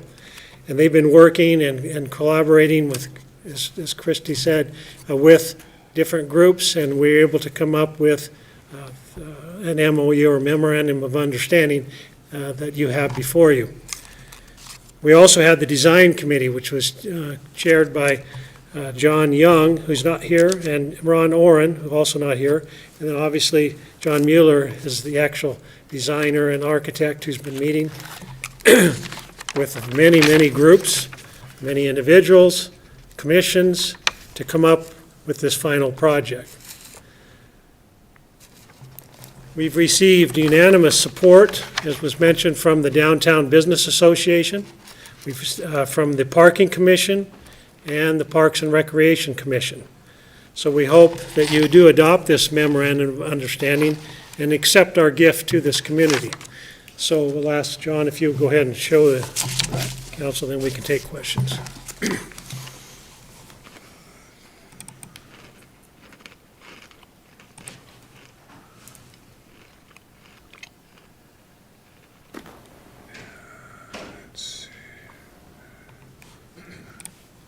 Okay. Your Honor, members of the council, take you through the process that produced this plan. Obviously, if you recall a long-timer of this town, you remember the Woolworth site on Sherman Avenue on the south side. We had a fire in the early 80s. We lost that building, and what resulted was an open pit, which a group of individuals, downtown businessmen, got together, put together a volunteer effort to convert that. The fairgrounds was undergoing some improvements, had to dispose of a bunch of soil, and so the National Guard mobilized and filled up the hole. We cut some holes in the bottom floor to allow the drainage to go through, And as a result, we see the park that we've enjoyed for the last 35 years. And so the gift kind of going forward is to take a look at the design, aspirationally what the club wanted to do, but also kind of look at the values of downtown and some other groups which John Young spent some time working with, and produced this plan and a series of images that we're going to talk about. The process started out with the group, with the committee. We were engaged in just some visual preference survey work, discussion about trees, shade, structures, pavement types, everything from water features to green walls to all the kinds of things that we could incorporate into this project as a point of departure to kind of understand what the group was most interested in. I would ask you to kind of remember this image in the lower right-hand part of the screen, because we'll come back to that. But we also talked about the existing site itself, some problems and concerns that we might have had, also some things that we thought were very cool, did some site analysis, drew some conclusions, and without going too much into design speak and geek speak and all of that, we did consider some alternatives to look at, to talk about design and design expression, which led us to this final concept in the lower right-hand corner.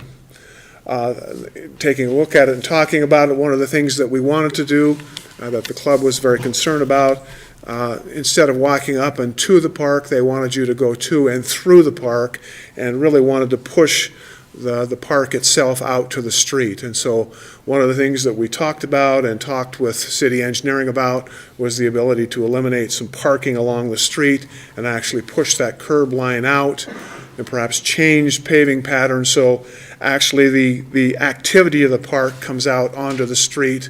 The pedestrian patterns won't change, but based on what we're going to do with pavement colors and placement of benches and enhanced lighting, the park itself will push out. And so the broader concept of coming up to and through, to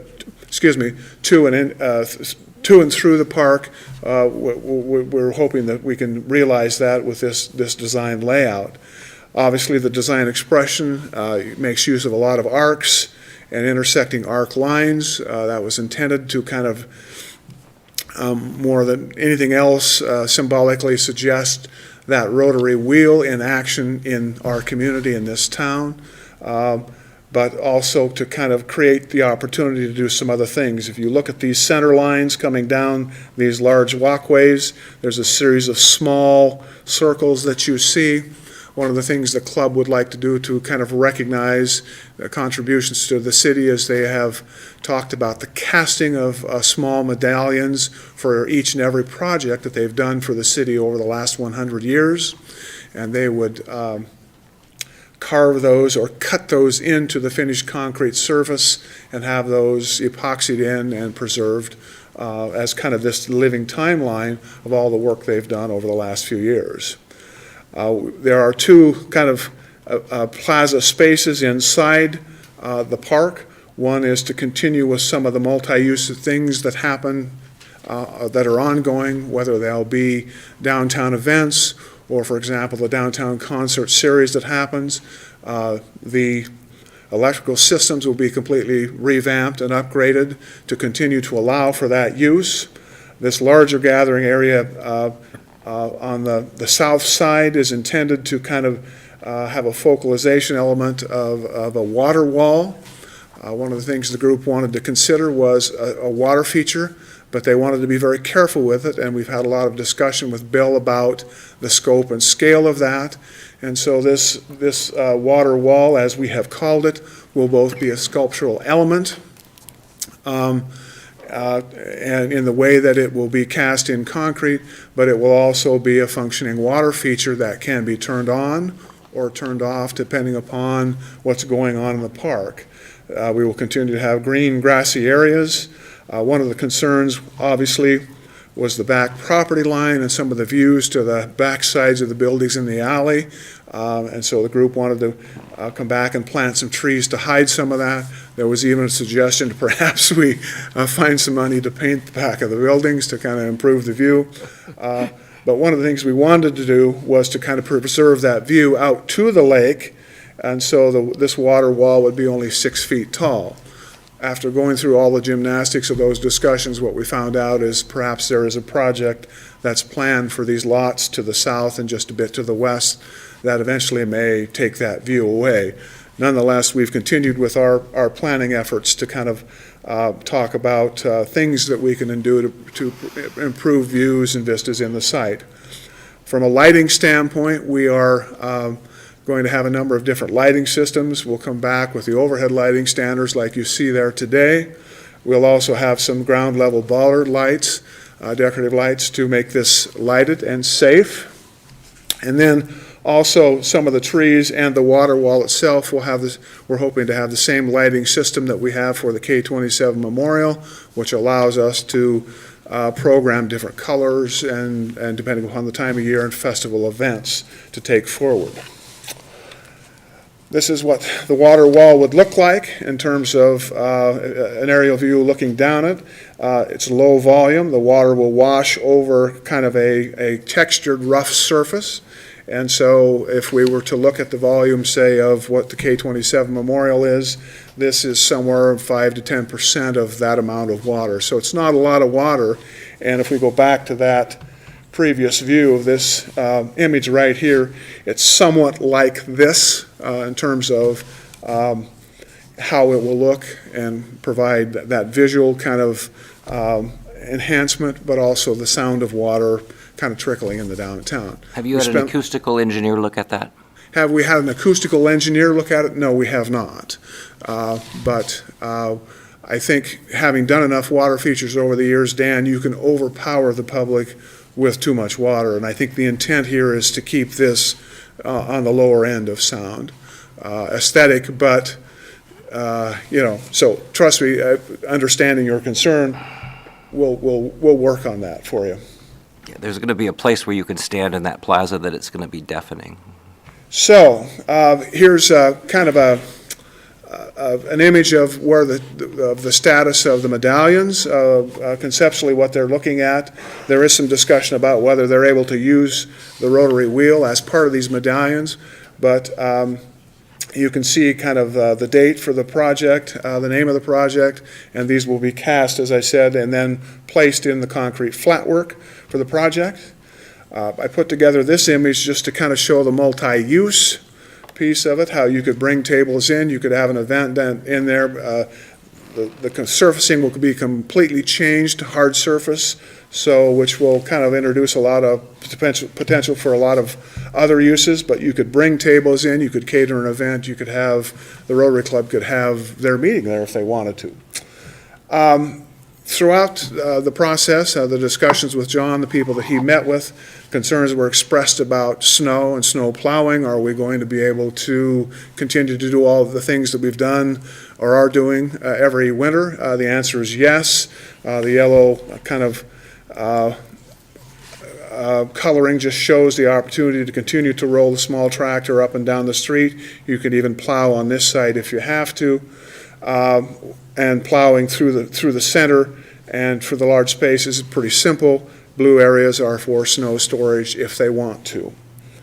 Now, as we went forward, there was some discussion about these large arced walkways, and perhaps psychologically they were projecting or perhaps suggesting that somehow this was a crossing point for you to come out and to cross Sherman.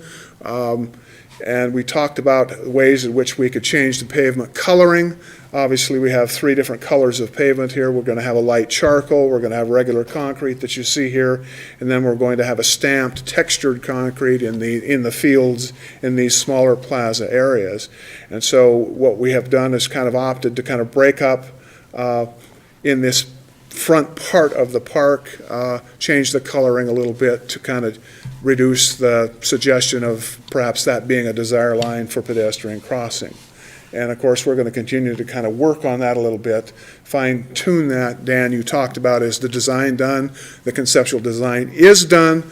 We're in working construction drawings right now. Architects West, Molly Teal is the landscape architect for that. And so we're hoping to kind of have a construction design set of drawings to bid after the first of the year, but also to have Bill look at and give us his one more run at the maintenance issues and things that would be of concern to him. So from an aerial standpoint, what does the park look like? We have a series of images. Most of them kind of reflect the change in coloring of the pavement that we've tried to accommodate. If you were across the street and the upper floors of one of the buildings looking down, street level, looking into the park, from the southwest corner as you walk up the street and look into the park. And again, just kind of taking you around, just to give you an idea of what this urban pocket park would look like going forward. And then I will come out of this, and we've also kind of prepared a real-life kind of animation for you to look at. Let's see if we can take you through this, just to allow you to walk at street level to see what the park actually looks like. The pavement changes were not included on this one, but this will give you an idea of how the park functions, the number of benches we're going to provide, how this kind of will set up and as a multi-use space,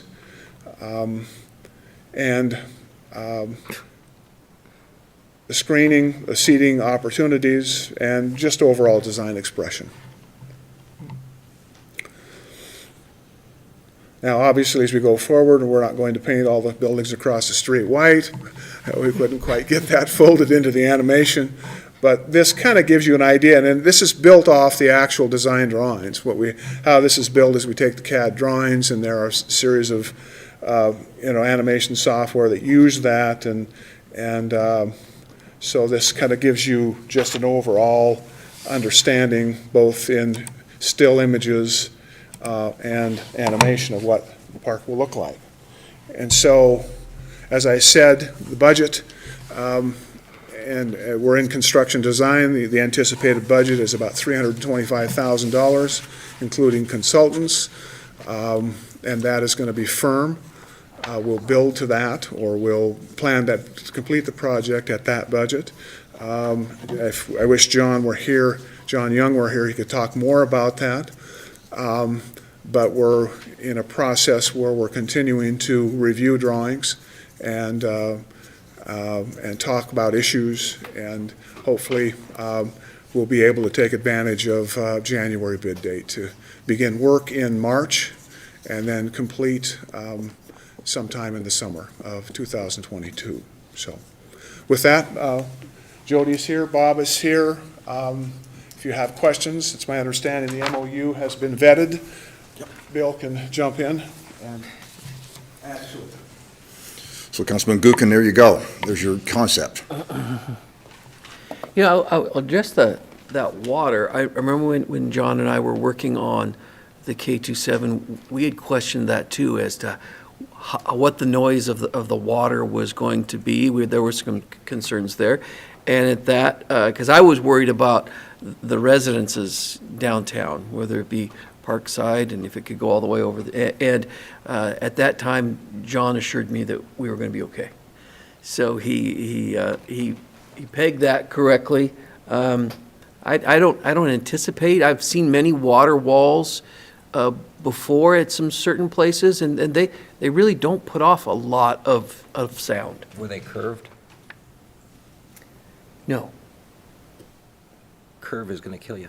Say it again, I'm sorry? There's a curve. There's a curve in your water wall, which means the sound waves are going to be focused. It's going to be, then there's going to be dead spots, especially if you have the band right there. In the design of that, it depends on how you break it up and how you let it fall. And so if you were trickling. Just a heads up, I'm not an engineer. No, I'm trying to answer your question, and that is that if he was to drop it from 6 feet directly into a basin, it would sound louder. Whereas if he has something, there's a ripple effect as it's rolling down the wall, it softens that motion of that water, how it drops. Not just the water, it's a wall, and if you have a band in front of it, there's going to be acoustic issues. I just offered as a suggestion. Well, I think we can also adjust the flow rates. So John and I have talked about this extensively, because initially, when I heard about a water feature, I had some reservations. But as we talk through it, the volume of water that's being moved is not significant. And he's been really good about designing it so that I can maintain it much easier. And if it turns out that it's a bust, it's designed in a way that we can shut it off and then do something else with it, where we can have planters there. Thank you. I would just, order of magnitude, K-27 is about 1,250 gallons a minute, nonstop. This will have somewhere in the range of 50 to 60 gallons a minute coming over something that's about two-thirds the length of that. And it'll be coming over a textured wall, so we're going to cast a rough board form of odd different sizes of elements, 1x2, 2x2, 2x3, so the wall is rough and textured, and so the water will kind of flow over a weir at a very limited amount. And so, knowing your concern, Dan, we'll take that up and see what we can do. One of the things we are looking at, I will tell you, from a cost standpoint, is when you have a curvilinear wall, how you build the forms to do that and remain cost effective. We're looking at, instead of perhaps a round wall, we're looking at a series of 4 flat faces that turn so many degrees inside the arc that as you look at it, you may not be able to tell, but the actual planes are flat. A subtle way of woodwork. Yeah. And so, again, I think concern duly noted, and we'll do our best, Dan. And because we are, just like you, are concerned about you can overpower a space with too much And sound. remember, this is probably before your time, Christy, but they spent a lot of money at NIC to redo the acoustics at Schuler Auditorium. And so it's just because there were dead spots and everything, it was just something I would suggest that you look into. Okay, Probably thank you. not, 17 years, probably not before my time. 90s. Yeah, I think Woody. it was in the- 2004. All the parks, all the new parks on the east end of Sherman are creating parking. This one's taking away parking. Can you address that for me? Well, that's why we took it to the Parking Commission, and they felt they liked the design, and they were okay with the loss of a couple of parking stalls. So how many parking places are gone? 2. 2? I think it's 2. Yeah.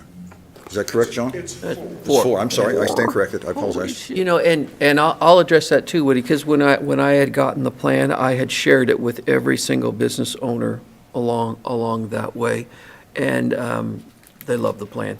You know, they know that the, 4 parking spots right in front and front of your business. You could say that that's substantial, but they had no concern over losing any parking there. They love the plan. And Mayor, if I could add some of the discussion around that too, because that obviously was something that we discussed in our committee groups and we discussed with the Rotary team. But the brand-new parking garage really played a lot into that right downtown, that there's plenty of space there. Mm-hmm. And so that was a discussion and everyone felt comfortable moving forward. Thank you. Other questions? Kiki? So I was really glad to hear, and especially more so, that you talked to the individual business owners and not just the association, and that you got a unanimous support from the Parking Commission, the Downtown Association, and Parks and Rec. I think that speaks volumes to, reaching out and get good public input so that people have a say in what they have. The one thing I know I didn't hear you address tonight was the restrooms. So there's no restrooms in this plan? There There's was not. nothing And like I that? had voiced a concern about that, and as we looked at it, the footprint was going to be too large, and the cost was going to be too great to supply that. We just built, it's a little much bigger, but, and the mayor talked about this before, when we're building restrooms, they're a lot more money than anybody suspects. It was $300,000 for the one we just put in City Park, and it was $250 at the time when we did the one by the skate park. This would obviously be much smaller, but it would certainly eat up most of the budget, and we wouldn't have this great design that John's put together. Can I speak to that too? Christie. Thank you. That was another point of discussion in our many committee meetings, the concern that we needed at least a porta potty or something. The compromise was that when there is a special event, the Rotary team is very amenable to us putting a porta potty for the event itself, and we will do that as needed. In the future, we can look for possibilities, perhaps in the Woodmeyer building, where we could actually find a city-owned restroom that serves the whole downtown. So we're not just letting it go, the whole restroom idea, but for this park, it just didn't work. And on special events, we'll bring in a porta potty. And you bring up a really valid point. There are designated locations for parade that are spots for porta potties. We can certainly add that to the mix because that'll be a gathering place. So we can place one there in the alley as part of our normal procedures for parade routes. Yeah, as long as we're on bathrooms. I've got one coming up for you soon. You can, thank you. Yeah. Yeah, you can legally go into any public restroom at business or whatever. They can't bar you. But there is already a huge urinal in there, and I think the drunks downtown will enjoy using that. Any thoughts on that? Well, you can get creative, and maybe, Chief White can have a discussion with you after you relieve yourself there. That'd be all right. I am relieved. Now, in fairness, we did bring that up, Dan. Oh, in thank you. the committee groups, I'm yes. not as clever as I thought. No, well, sure you are. No, we had a lot of discussion about that, and that's why you heard both Bill talk about the beautiful water wall. If it doesn't work, some of the concessions were, if it became a maintenance problem for Park and Rec because of abuse, that it would become a beautiful sculpture planter. There's many uses that we can adapt it to.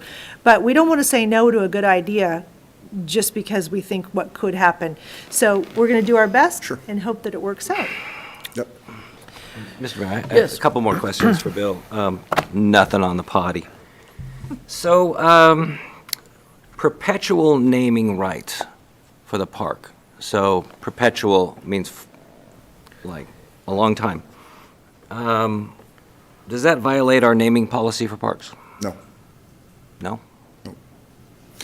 Well, it's an interesting thing that you bring up. We have a policy in place for donations, and there's some duration on that. But given the scope of this project and all the partnerships that are putting this together, they're the ones that are making this thing happen.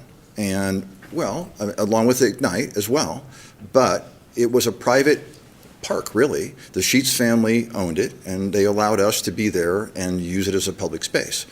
And so with the club's desire to do this, I think it's the right thing to do to name it. I mean, we have, for example, right now, as one of the medallions that John showed, was the Rotary band shell. It's named, and it was done in 91? 91? 89, 90. Yeah, in there somewhere. And so it's for Perpetual, yes. And so I think this is very similar, and I don't have a problem with it. Yeah, we seem to be really good in the city about turning parks into parks.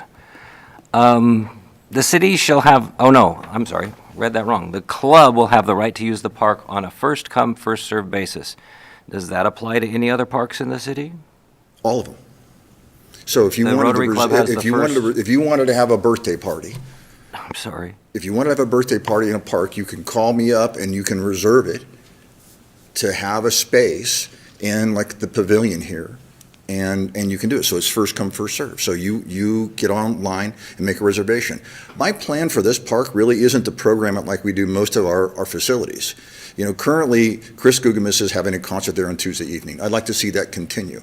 I don't really want to get into this thing where it's being programmed like people use our gazebos or our pavilions. You can do that, pay for that. But again, this is a little bit away from what we do, and I like to see it just become a public space. If the club so desires to want to have a party there, I don't have a problem with that. They're going to have to do all of the management of that. We won't do it. Like we do, for example, in this pavilion here behind us, or in front of you, behind me, my staff gets there, cleans it up, makes certain it's all ready. They're going to have to, like John showed, tables if they wanted some sort of event there. It's on them. And because they've allowed us, they helped us create this park, enhance this existing park. I don't see a problem with them having a meeting there sometime or some function that promotes their club. So if I already was reserving it for a birthday party, they wouldn't kick me out? Well, like I just said, though, I don't know if I would reserve that location for a birthday party. The club has expressed interest. The club has expressed interest in this location. Well, what I was talking about, you asked me about other facilities. Yes, you can reserve a gazebo. But not, I couldn't reserve anything. Well, I haven't said, I'm not certain of that yet. What I said was that I'm not certain how I want to program this at this point. Right now, I'd like to just keep an open space. I'm not prepared to really have this programmed like we do all the gazebos in every one of our parks. The club has expressed some concern or some desire to be there for something sometime. Maybe the 4th of July, they want to be there and have tables set up to promote the club. We haven't talked through that. This is in the MOU, item E4, that they have first right. Right. Which you said is already the city policy. Mm-hmm. So why put it in here? If you want to help me program that, then we can talk through that. I have some reservations. I just want to make sure that the public, because we own it, the city owns it. So right now, Chris is reserving that space on Tuesdays through the Downtown Association. I'd like to see that continue. The public owns the park, That's, or do they own it? And I think the key word is first come, first serve. So Right. if someone, the Rotary can't kick, if Chris has it for Tuesday nights, the Rotary Club can't come in and say, oh, no, Chris, you're not here this That's not Tuesday. what this It says says. first come, first The serve. club shall have the right to use the park. A first come, first come, first serve. right. First come, first serve. So they can reserve it just like anyone else. I think the language was probably put in there just to clarify what the Rotary's rights were, which were the same as everyone else. And I'd be maybe doing you a disservice by talking about my hesitation about the overall programming of the site. And so I apologize for that. But, I believe the club, what they're doing is a good thing. And so if they wanted to be first come, first serve, if somebody else wanted to use the park, I'll evaluate that on my staff's time. And it depends on what that use looks like. I just want to make sure that if we're, and this park, in the staff report, Sure. it says that it was, it's free, but let's face it, LCDC money is taxpayer dollars. Right. And so the public owns it. That we're not just handing the car keys over to Rotary to say, take it whenever you want to, keep people out of there. Correct. And I think they've got, And it's not just them, it's setting a precedent. So if someone else does this in the future, like the CAN course, and says, no, you have to be a registered member to be in here, I don't want to do that. I agree with you, 100%. If it's in perpetuity, why is there a clause in here that says there's a 99-year lease? We worked on that word a bunch, and no one liked that term into perpetuity. So we came up with the 99. But they're both in here. Well, I apologize for that. I don't know how that was missed. Can we fix it? Yes, Is it going to come back to us? We can change it tonight. change it now. Okay, Just strike it and have it noted in the minutes. all right. Other questions for Bill? So Dan, we were talking about concept, and then Dan was talking about the memorandum of understanding. So both of those items are open for questions of council. Go ahead, Kiki. So then, from what you're talking about, there's going to be more discussion to how the park will be programmed. Will that be something that happens between you and the Parks and Recs Commission, or just your department? Or since you've not determined the programming use of the park, is that, where will that take place? I just thought it was going to be more internal. I think most of the parks are handled internally. Yes. It's not going to come to, my feeling is it wouldn't come to Park and Rec. We don't determine how the parks are scheduled. That's done by Bill and his staff. Oh, I was just having a kind of a flashback to when we went through all the revisions of all the parks uses and which parks allowed what. So some parks have alcohol, some don't, some this, some that. And that was a huge document that came to council. So I didn't know if that was part of the programming conversation that you would do So internally. And you then bring up a really valid point that I hadn't considered, was alcohol. And so, the alcohol boundary ends at the edge of Front Street for McEwen. It doesn't extend into here. So if we were to do that, allow for that, I would have to take that back to the commission and come to you guys if we were going to have alcohol at that location. But currently, it's just City Park, McEwen, and Riverstone. And aren't there some other things under that same, that are allowed in some parks but aren't allowed in other parks? That's the only one that comes to mind. I might be missing one, but that's, other than dogs on leashes and dogs off leashes and those sorts of things. Dan? Thank you, Mr. Mayor. I think it's nice, thank you, And the big issue I have is the parking. Sure. I would have loved to see an alternative where there wasn't parking taken away on Sherman. Yeah. Downtown parking's been a holy grail in this For a long town time, yeah. for a long time. Yeah. We've spent hundreds of thousands of dollars on parking studies. We've spent $7 million building a parking garage. It's not just the downtown businesses, it's the public. The public likes to park downtown. Right. Not only are we sacrificing 4 spaces for this, we've set a price, which means the council is open now to removing parking downtown, selling it off, and I know no one's talking about that. I am, because everything we do sets a precedent. Sure. And if we allow this to happen, there could be something else. We had businesses approach us a year ago who wanted to shut down parking in downtown so they could eat outside. Sure. I know that's been a discussion on East Sherman regarding, having something in front of your business. I don't want to open that door. And this opens that door, big time. I think it's going to be an issue for plowing snow in the winter. And I think people are again, you're taking away parking downtown.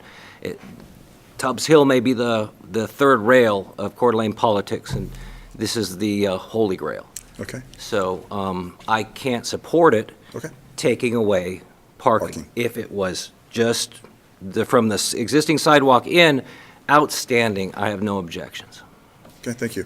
So the one thing that I would add to that, Danny, is that any of these parking issues has come back to this body. So this body, council, is always making those decisions. We made the decision not to take away parking, right? So they said, no, this, whether it passes or doesn't pass, but it comes before this body. So you can't say that opening up and improving these 4 parking spots is going to open it up to wide open, because every one of those decisions comes back to this body.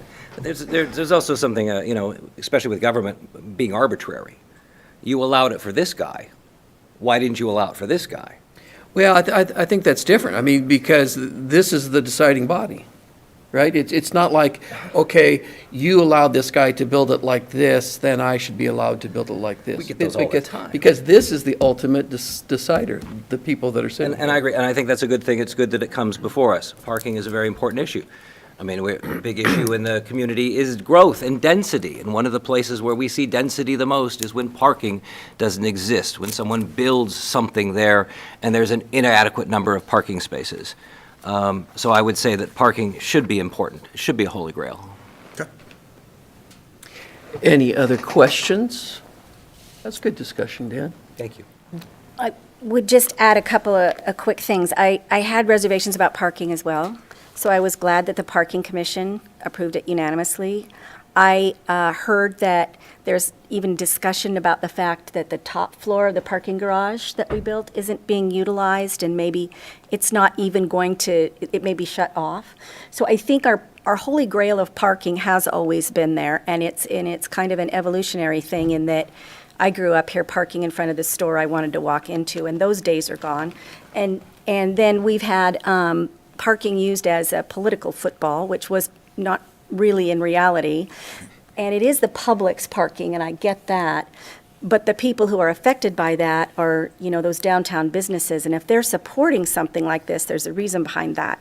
So I totally am with you, Dan, on this one, on the parking thing, not feeling good about it. But when you weigh all of the evidence as to what's going on out there and what we have as far as an abundance of parking that we didn't have the last time we had the parking conversation, I think that kind of swayed me to saying maybe this is a new thing that's kind of okay. I still am glad to hear that we have an open conversation about restrooms. I thought that was going to be the biggest miss. So I'm glad that we have the ability to continue to move on with that one. And other than that, I think this is a great opportunity. I do hope we have a chance to hear more conversation about the programming, and if some of those things need to come back to council for us to make a decision on how that works, okay. I'd be glad to see that programming discussion comes back. Thank you. Otherwise, I think it's a great public-private partnership, and I appreciate all the work everyone's done. Any other questions? If there are no other questions, we'd be looking for council action. Mr. Mayor, I'd like to make a motion to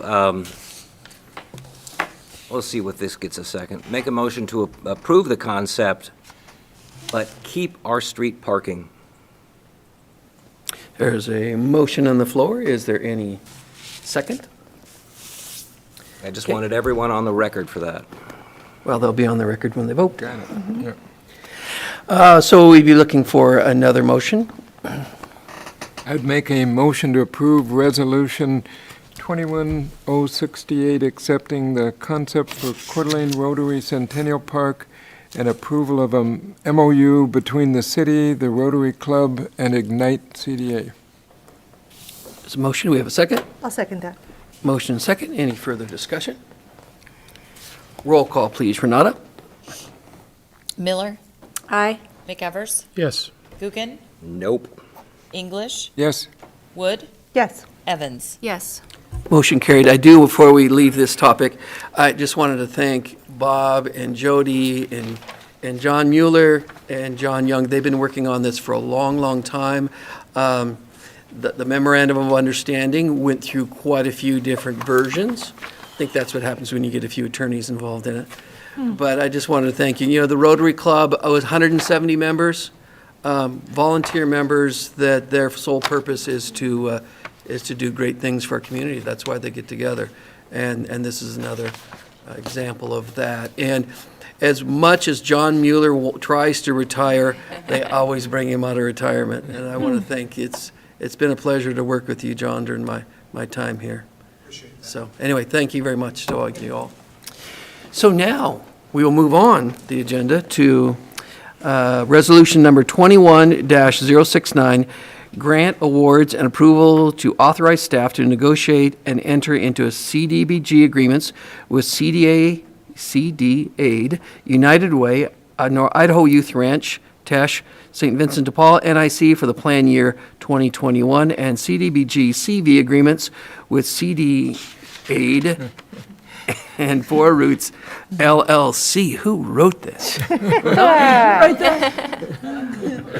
And Mr. Mayor, Yes, and Amy has a point she'd like to make. I'm going to recuse myself tonight on this item agenda because I am employed by Idaho Youth Ranch, and even though it's not a official conflict of interest, I feel more comfortable if I step back on this one. All righty.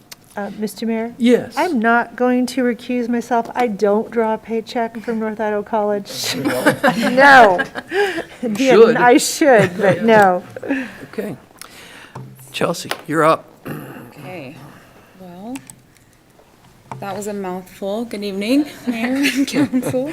So this presentation is on our plan year 2021 CDBG and some CDBG CV funding recommendations. So we have two decision points. One is, should City Council authorize staff to proceed with agreements using 2021 CDBG funds to fund CD Aid and United Way for their projects supporting public services, Tesh, Idaho Youth Ranch, St. Vincent de Paul for their projects supporting public facilities improvements, and NIC for their projects supporting economic development. And number two is, should City Council authorize staff to proceed with agreements to fund CD Aid and Four Roots LLC for projects to provide support and services for LMI families in Coeur d'Alene with CDBG CV funds in response to COVID-19. So we'll go into the 2021 Community Opportunity Grant funding recommendations first. So we receive an annual allocation from HUD, and we accept proposals for community opportunity grants that benefit low to moderate income residents every year. So based on our 2021 annual action plan, $233,392 was budgeted for community opportunity grants. And of that, our total allocation, a maximum of 15%, which equals $54,073, can be used to fund public service projects. So we advertised requests for proposals and notice of funding availability on August 3rd and 17th this year, and we held an educational workshop on August 19th via Zoom and in person. And then the grant cycle was open from August 3rd, to September 24th, 2021. We have a volunteer ad hoc grant review team which met on October 25th to review and rate the applications. And the members of that team are listed here. Projects are prioritized on community needs and the applications that we receive. So we have to match them up with our consolidated plan goals with our 5-year plan, and we have 6 of those, and they're listed here. Increase the supply of affordable for sale housing, increase the supply of affordable for rent housing, improving city sidewalks for accessibility, continue with neighborhood revitalization to improve housing conditions, expand higher paying employment opportunities through economic development, and to offer public service program assistance to service organizations that support low and moderate income residents. So this is just a visual breakdown of our allocation. So 2021, we received $360,490, and $72,098 of that is set aside for admin expenses, and $5,000 for sidewalk projects, and then we set aside $50,000 for our MRAP program. So that leaves us with $233,392 for our community opportunity grants, which include the public service grants and then the non-public service grants. So our public service grants, again, is a maximum of 15% of our annual allocation. So we have a max of $54,073 to use on public service grants. We have an existing annual public service grant to Lake City Center for their Meals on Wheels program for $10,000. So that leaves us with $44,073 for public service grants. So this year we received a request from United Way for $35,000 for a child care scholarship program to assist families experience hardship as a result of COVID-19 and other income disparities. So it's not just strictly tied to COVID-19, to access and maintain child care so they can work and continue to go to school. So the scholarships are awarded directly to the licensed care providers, and there's a $2,000 maximum per family.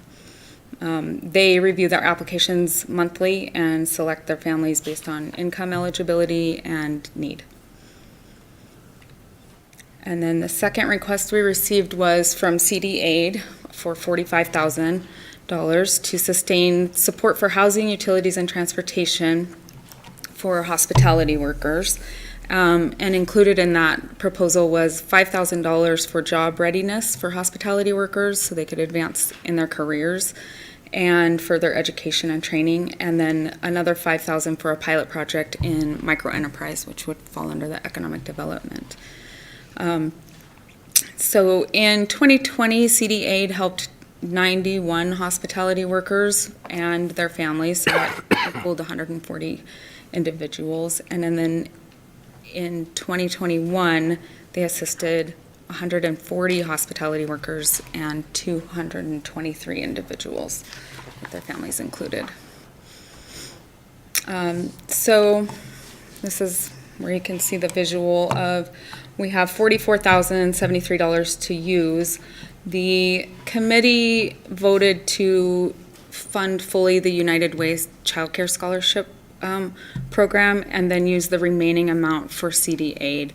And CD Aid also requested funds from the CV funds in the amount of $35,000 to $50,000. So we'll talk about that in a minute. But because they requested the COVID funds, the committee thought funding United Way fully and then partially funding CD Aid would be best. So the regular non-public service funding requests are, we're going to go into those. So TESH requested $121,000, and we awarded them in 2020 $42,500. They have 6 bathrooms they want to rehab and then a client kitchen, so their full amount asked was $121,000. So the committee kind of came up with, if we fund them $55,319 together with that $42,500 they've already been awarded, that is a total award of $97,819. That brings them really close to completing at least the restroom rehab. And they are ready to start construction in December if they are approved and they can get supplies and all of that goes well. And then Idaho Youth Ranch requested $39,600 for rehabilitating their Anchor House facility. So they want to resurface, patch, and paint their parking lot, replace their upstairs furnace, replace the street signage, and then repair their deck. And that would include removing rotten, broken wood and replacing the concrete supports that need replacing, priming and painting surfaces. So they're estimating that all of these projects would increase the life of each item by 10 to 15 years. And St. Vincent de Paul requested $65,000 to rehab their restrooms in their help center building.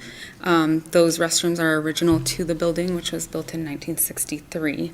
So the renovation would replace grouted surfaces with non-porous smooth surfaces so they can control virus and bacteria better and easier cleaning. And then they're going to redesign it to enable easier access for people with mobility issues. And then the last one is NIC, and they requested $100,000 to continue their venture fund micro grants. So that falls under the economic development. And we awarded them $30,000 from 2020, and they were able to help 7 entrepreneurs with their businesses. So we don't have any really long-term data on the success yet, but they were fully funded, and the grants are up to $5,000 per business, and they cover things that are non-labor, so technical assistance, legal assistance, business setup, expansion, and securing childcare even. So, I went backwards. So this is just a chart that shows all of them and what the recommended amounts are, as well as what they requested. So Tesh's request after the $42,500 they've already been awarded was $78,500, and the committee recommended funding them $55,319. Idaho Youth Ranch asked for $39,600, and the committee recommended $39,000. St. Vincent de Paul's requested amount was $65,000. The committee recommended $60,000, and then NIC, their request was $100,000, and the committee recommended $25,000 be awarded to them to total the $179,319 we have. So kind of spreading it out as best as we could to help as many as possible. So another item is that we have $11,990 left over from 2020 grant funds that are unused. So the ad hoc committee decided that it might be best to allocate that to our MRAP program so that we could help another 2 to 3 households with emergency repairs. And I currently have 3 applications that are just holding. So there is a need for it if that gets decided to be used for that. So all the projects fall under the CDBG national objective to benefit low and moderate income persons or low to moderate income clientele. Authorizing the grants will allow Tesh, Idaho Youth Ranch, and St. Vincent de Paul to move forward with their projects supporting public facilities improvements, NIC to move forward with their projects supporting economic development, and United Way and CDA to move forward and continue their public service projects. And then authorizing the $11,990 from 2020's leftover grant funds to be allocated to the MRAP program would allow a minimum of 2 additional households to be assisted with their project needs. So then we move on to the COVID grant fund recommendations. So we received a total of $446,799 in CDBG CV funding from the CARES Act, And those funds can only be used to prevent, prepare for, and respond to coronavirus. And they still need to prioritize the needs of low and moderate income individuals. So right now we have $69,840 left in the CDBG CV funds, and $317,600 has been allocated for homeless sheltering, the Meals on Wheels, food pantry, domestic violence support, child care assistance, and other subsistence programs. And then there's some set aside still for administration. So our requests are, we have CDA requested $35,000 to $50,000 to continue their rental, utility, and transportation project. They received $50,000 previously, and that's all been spent down. And again, there's the number of households that they've supported. And so the majority of who they're helping and being referred to are people who are working, because the hospitality industry isn't really hurting here in our area, but they're unable to find housing. So many of them are living in their cars or with other people or couch surfing, that kind of thing right now. So they're working but not housed.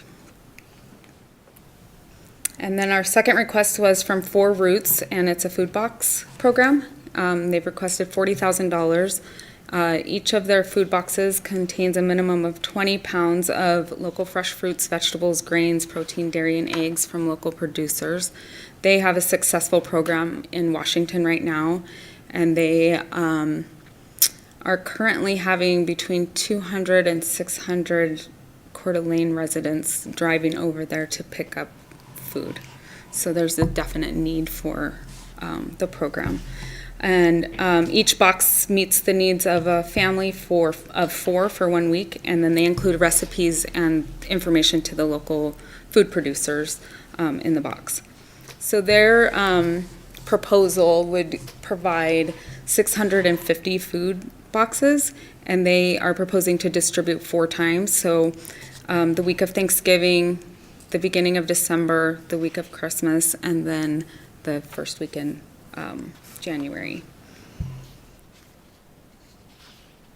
So just a little statistics that they provided these to me, that 1 in 5 children in North Idaho are experiencing food insecurity right now.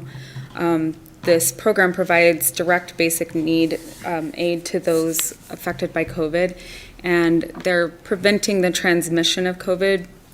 Their program works on trunk to trunk, so the customer would pull up and they just get their food loaded into their car and then they leave. So no grocery store exposure, that kind of thing, especially for people who are high risk. So, oops, backwards again. Here's a picture of their facility and them loading up some boxes, and it's 100% volunteer based. So right now, no one's getting paid to do this work. They're just completely volunteer. And they're using all local food producers. So this is just our chart on our available funds left. Again, is $69,840. We still have set aside the admin funds, which we've used some of. The CD aid, $35,000, and then funding for Roots at $34,840 would zero us out as far as what we have left in the fund, with the exception of any unused admin funds after this is all completed, and then we would decide how to use those funds at that point. So both projects fall under the CDBG national objective to benefit low and moderate income people and meet the requirements for the CDBG CV funds to prepare, prevent, or respond to the coronavirus. So here's our recommendations. So council should authorize staff to enter into contract negotiations for the 2021 CDBG Community Opportunity Grants with the following organizations. United Way for their Child Care Scholarship Program for $35,000. CD Aid for their Rental and Utility Subsistence Program for $9,073. Idaho Youth Ranch for their Facilities Rehabilitation for $39,000. St. Vincent de Paul for their restroom rehabilitation for $60,000. Tesh for the remodel of their restrooms to ADA compliance for $55,319. NIC for economic development entrepreneurial scholarships for $25,000, and to reallocate $11,990 from 2020 funds to our AMRAP program to assist a minimum of 2 to 3 additional households. And the council should authorize staff to enter into contract negotiations for the CDBG CV funds with CD Aid for their subsistence program for $35,000 and 4 Roots for their food box program for $34,840. That is all I have. Any questions for Chelsea? We'll start with Woody, and then we'll come back to you. Chelsea, there's all these people out here taking notes. Could you explain to them what NRAP is? The MRAP program, it's emergency minor home repair. So it helps with things like remodeling a restroom for mobility issues, handicap accessibility. It could be a roof repair. It could be a new deck, stairs, things like that. So anything that's kind of emergency housing. And each applicant can receive up to $5,000. I like that one. Seems like it touches the folks, you know. Mm-hmm. Gets a And stay in usually their it's seniors, and they're on fixed incomes, and they, a big expense like that. We've done a lot of air conditioning and heat pump replacements as well. Nice, thanks. Dan? Thank you, Mr. Mayor. Yeah, I'm really, first of all, no issues with any of this. Really? Huh. Except I'm curious. So we have this 4 Roots, they give away food, that's fine. I think that's nice. Shocking to hear that statistic. I'd love to hear more information about the food insecurity. But falling under the classification that it prevents the transmission of COVID, I mean, I'm certain this is okay with you, because it kind of seems like to me if I wanted to, say, distribute ammunition to people who are undersupplied with ammunition, I could get a grant too, because they're not going into the ammo store to contract COVID. It seems rather broad. This is not going to fire up the feds to come and say, it's a stretch, because it's a stretch. Well, it's providing food, a necessity to low income. So and that's fine for that, but I'm talking COVID. This is like, so we've done things where we've bought PPE equipment and we've let people work from home, and that's all good because it falls under that whole box that they've built for us. This just seems like a stretch. I'm okay with funding them with the CBD, GBD grant stuff, but it just seems like, are you sure we're not going to get into trouble because this is not as specific as some of those other items you talked about? Well, and the expense of food has gone up, the expense of housing has gone up. That's not related There's a lot to of that. direct. Is that COVID? I mean, because then we could all get some grants, right? Well, I just want to make sure we don't get in Yeah. trouble, because it just seems definitely really falls broad. into it, and there are qualifications, so it's not just anybody can drive up. They're referred by other agencies, so they've been through a process and been interviewed of what their need is, what has happened in their lives. Is it COVID related? Is it, so there's definitely a process. It's going to be okay with Uncle Fed, who's handing out all the money, that they're not going to come back and say, no, this is basically just a charity. No, yeah. It's not, Because, it's the not just a handout, and Senior it's Center not just hands out for, meals, if you drive up, they'll hand you out a meal, Mhm. and I don't think we give them money for that, and it seems like the same thing. So I'm just saying, it's very broad. it definitely, each person that would qualify to receive a food box, or a family that would receive one, would go through a process of application to qualify them. Not under COVID, that, though. Under the COVID Really? specifically. Okay, Mhm. all right. As long as you're cool with it, because you're the expert. Any other questions for Chelsea? If no other questions, we'd be looking for council action. Well, I will make the motion to approve Resolution 21069, approving the grant award recommendations and approval to negotiate and enter into CDBG agreements with CDAIDE, United Way, Idaho Youth Ranch, TESS, St. Vincent de Paul, NIC for plan year 2021, and the CDBGCV agreements with CDAIDE and the For Roots LLC. Second. Motion and second. Any further discussion? Roll call, please, Renata. McEvers, Yes. Gookin, Yep. English, Yes. Wood, Yes. Miller. Aye. Motion carried. Thank you, Chelsea. And we are going to take a 5-minute recess. Oh, yay. Halfway through reading this that I regret making the motion.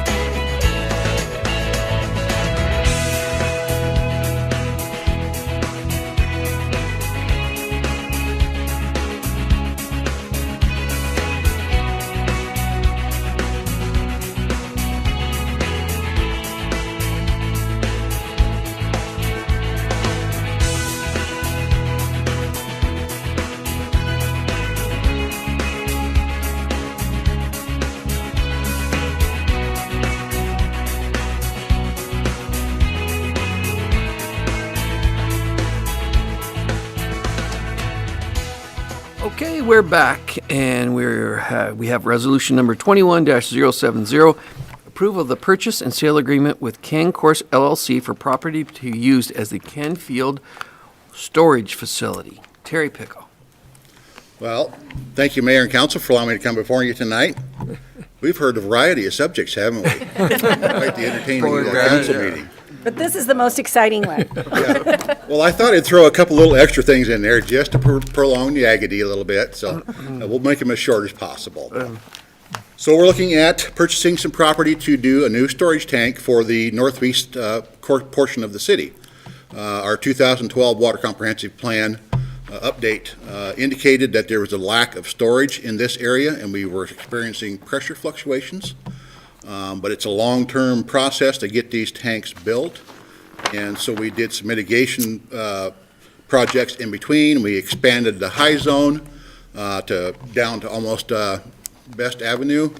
We have added a booster station at Best Hill Tank to make it circulate better, to use the water out of that tank more frequently, and it has worked to help alleviate the issue on a short-term basis, but the long-term solution is still a tank. They're expensive.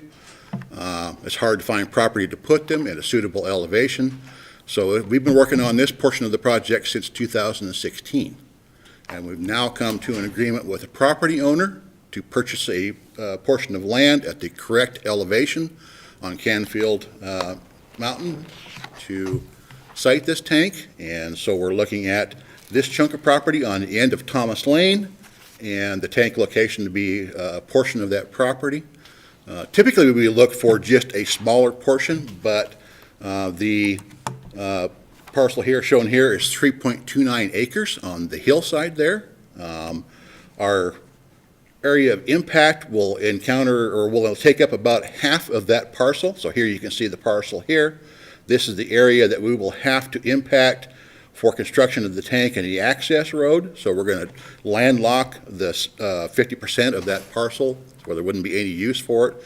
So we opted to go with the ask of purchasing the entire parcel instead of just the site for the tank, so as not to encumber the property owner. Terry, Yes. this doesn't have elevation markers on it. Can you kind of describe what the slopes are there? Which side is up and which side is down? So this is the tank elevation right here, the tank pad. These are going up the hill. Okay. So this would be the impact at a 3-to-1 slope that we would have to carve into the hillside so that we don't have stuff rolling it down into the tank. We're looking at an 8% grade for the access road, so we have to get a 3-to-1 slope up the hill to be able to build that road. We're also looking at, as a request from Mr. Evans that owns the property, as he is the operator of Concourse, to add trail access on this piece of property to the actual Concourse properties. So we have that included in this plan. We had JUB devise or design a 4-foot wide trail at 8% grade maximum up to the Concourse properties. So this will add to trail access on this corner of Concourse. So it's safe to say that the bottom, that if we're looking at this top to bottom, that the top side of the map is higher in elevation than the bottom. This is actually a roadway that exists there off of Thomas Lane. This is up the hill. So yes, Okay. This is quite a bit of difference in elevation. Thank you. Yep. As part of this project, we'll have to build a transmission main because this would be the tank location here on the hill. Our closest 18-inch line is there, so we'll have to come down Thomas Lane, build that transmission main as part of the project. So even though we've been into this for 5 years already, we're probably anticipating another 5 years before the tank actually goes online.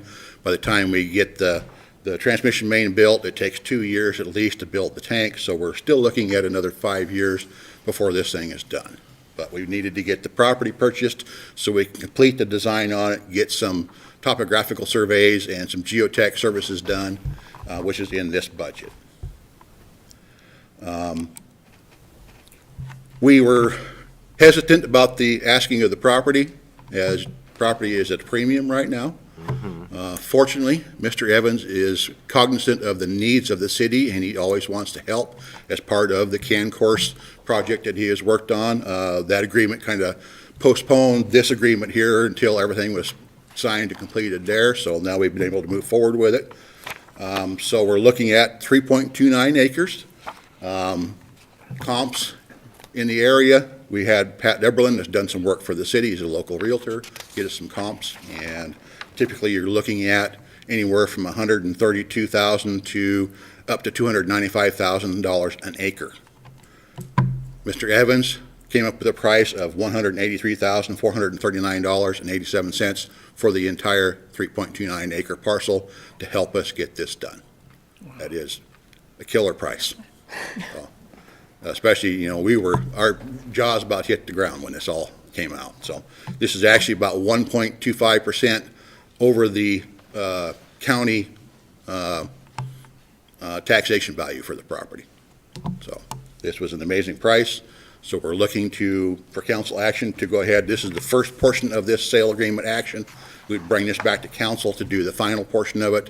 We have Mr. Evans signed a signature on the initial draft sale agreement, so we're looking for council action to proceed forward with this, and I'm hoping maybe we can get this done during the mayor's tenure. Going somewhere? Maybe. Questions for Terry? Yeah. Actually, I have a question for Mr. Gridley. Don't we enter into negotiations to buy property in executive session? You can. I mean, typically, you don't want the whole world knowing that you're going to buy it, or there's interest, or there could be negotiation reasons for not doing it in public. But this seems like it's pretty much a done deal and a really good deal. So it doesn't, so part of the process normally when a city does property is it's presented to council in executive session, council gives the go-ahead, then they come back in public and say, we want to buy it. So did we miss a step? No, I think, you are allowed to go into executive session to discuss this. Executive session is limited to what topics can be discussed. One topic that can be discussed is the proposed acquisition of real property, but you don't have to. And I believe I'm correct when I say that the city is not bound to only purchase land within the city limits. Right. You can purchase land anywhere you want to. Anywhere? I think we need to find an island somewhere. Well, just gonna say, there's lots of, anyway. Yeah, and Terry, thank you, Mike. Terry, so we're going to be putting in a big pipe that is going to run through the county. Yes. Does this obligate us to provide water service to all those homes? We already serve the majority of those homes that this water line will front. Really? Through Idaho Water. That was all part of the deal. So it's the water, except for maybe 2 or 3 parcels that will front the new access line. And we'll have to negotiate with them because actually that road is a private road and we do have county public access, but I'd have to work with them on the actual utility access, which may be a couple of services. That'd be about it. Do we need to purchase right away then? No. No. Okay, County thank you. actually already has, county's assured us that the right-of-way exists. And you trust them? Any other questions for Terry? Woody? Terry, looks like the forest up there, yeah? Yes. So it's going to be some moving dirt and logs and all that? Yes, it'll have to be logged off. There'll be a portion of it. Part of the agreement requires that we manage that forest on that piece of property adequately or properly, so we'll work with Parks and the urban forester to review that on an annual basis and make sure that gets taken care of. Part of the construction process will be to rejuvenate that area. So once we get everything resloped, we'll do our due diligence on getting, new forestation put back in there. We'll manage that as part of the trail complex. So you'd be bringing the goats back, you think? If we could find them. Thank you. That's sad. Yeah. Any other questions for Terry? If no other questions, we'll be looking for council action. Mr. Mayor, I'd like to move for approval of Resolution 21070, approving the purchase of and sale agreement with Cancourse LLC for property to be used as the Canfield Storage Facility, and thank Mr. Evans. Second. Motion second. Any further discussion? Roll call, please, Renata. Gookin? Aye. English? Yes. Wood? Yes. Evans? Yes. Miller? Aye. McEvers? Yes. Motion carried. Thank you, Terry. Thanks, Terry. Thanks for hanging out. We will go to resolution number 21071, authorization for staff and the Historic Preservation Commission to apply for a CLG grant funds in the amount of $3,175 for historic preservation training, and the amount of $15,000 for consultant assistance to nominate the Garden District to the National Register of Historic Places. Hillary. Excellent. Well, good evening once again. So this item is, as you stated, it's basically a request for council to authorize staff and the Historic Preservation Commission to apply to our State Historic Preservation Office to seek funding for training.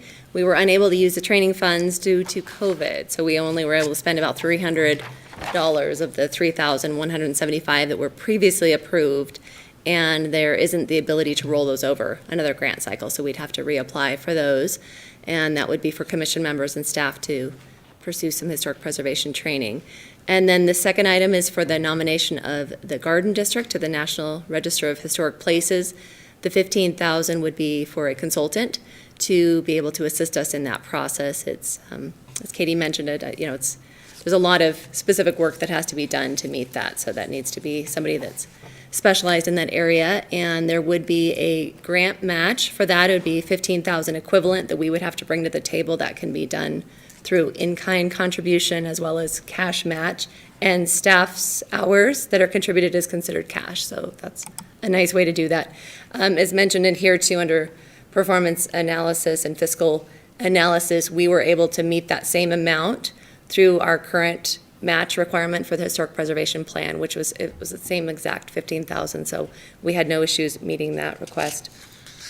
A little bit of background, and when you did hear Walter talk about this with the Garden District, in 2018, the neighborhood voted, the board voted to pursue this historic designation, and so this is kind of a long time in the making. This is the final step that's required. This would be basically taking the reconnaissance survey that was completed and utilizing that information, then just adding to it, providing some additional survey work, doing a little bit more community engagement, putting the paperwork together for that nomination process. The neighborhood, in that reconnaissance survey, there's 530 properties that were surveyed, so a lot of detailed work, and a majority of those are either contributing or they are themselves eligible for being listed as historic properties. And so, hearing from the neighborhood, there's the support. I did ask Pete Larange at SHPO, is this something that you think would receive high marks in a grant review? And he said he did think it would be something of high interest to them. The commission, of course, is interested, and then the consultants.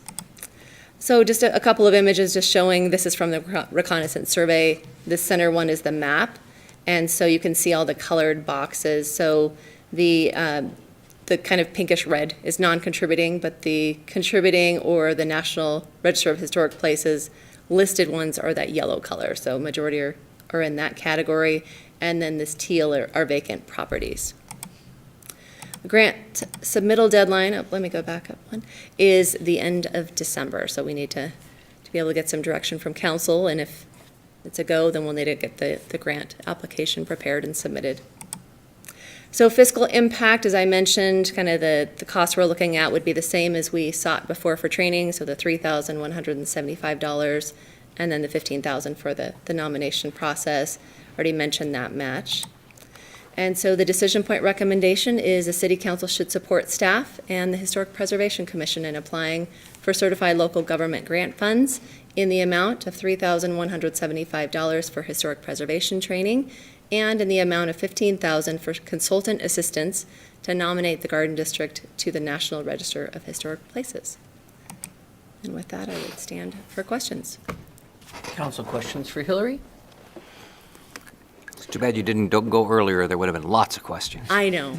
Hillary, just back up just real We quick. wore you down. To that right there. Okay, one right there. Yeah. Is that a house in the Garden District? Actually, Katie would know. I don't know that for sure. Some of these images I took from her historic preservation plan presentation, so I'm not sure if you know what neighborhood.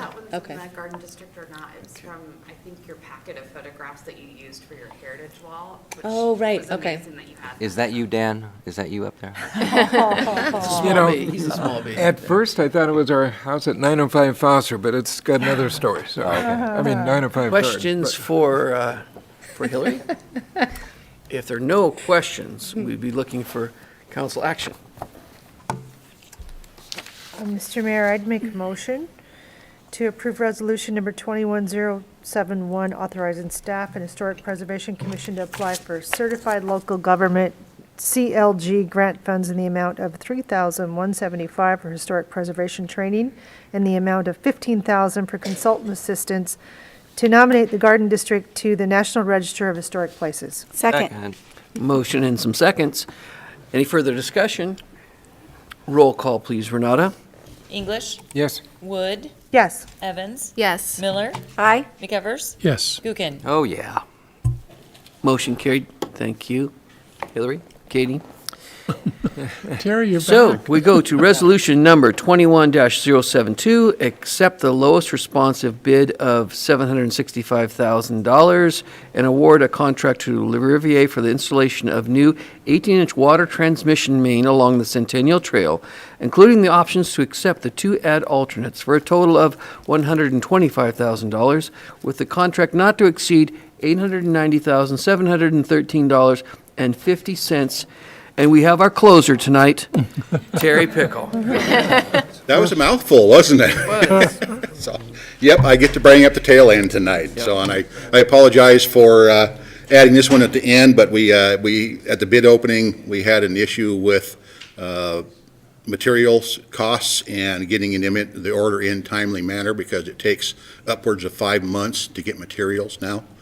We've also seen a 35% markup in the last year on material costs, so the sooner we get this order in for the materials, we can guarantee prices now rather than have an escalation clause in the contract. So, my apologies for getting in here, but anyway, this is the final phase of our Northwest Water System improvements. We've been working with Welch Comer Associates on it. So we have done the first phase in 2020, and that was the Prairie Trails transmission main from the new Hutter well site to the industrial standpipe. We completed this second phase in, let's see, there's the first phase, so you can see that a little bit longer, so that's right along the Prairie Trail. Consequently, last night, most of those power poles fell down. We didn't do it. So second phase was along Atlas, and that was done this summer and late fall. That is completed. We're doing the final wrap-up on the contract on that one. So that brings Atlas Well down to south of I-90 to be able to connect that to the general zone. The third phase will be along the Centennial Trail itself, so we'll take from Atlas over to Riverstone Drive, and we'll actually replace the trail in that. The trail's getting pretty rough in that area, so we'll actually, by the time the project's done, you'll have a brand-new trail surface to be able to walk and ride on. So it does not impact Centennial or Southeast Way that way, and we'll have to divert trail traffic down there for the remainder of the project, but that will should take about 75 days once they get under construction, but we're not looking probably until late March, early April before we can actually start construction due to material delays. So that's why I wanted to get this project in here and approved in a timely manner. We'll also be including some fiber optic conduit for the city. A portion of it will actually benefit the well and possibly further out to another well and maybe a park out in future development. A portion of it will actually bring the Atlas Park into the city's fiber backbone to bring information back from that, and so this portion of it will just be for boring conduit from Riverstone Drive up to and across Northwest Boulevard. So that's the add alternates is for the fiber optic. Part of it will be funded by water, part of it will be funded by ARP, maybe we're hoping ARPA funding, and also what was the other one? Municipal funding, yeah, for municipal services. So. Renata's pleased. We had 5 bidders out of 7 that were pre-qualified, so we didn't have to go through an entailed bid process. We already had pre-qualified bidders.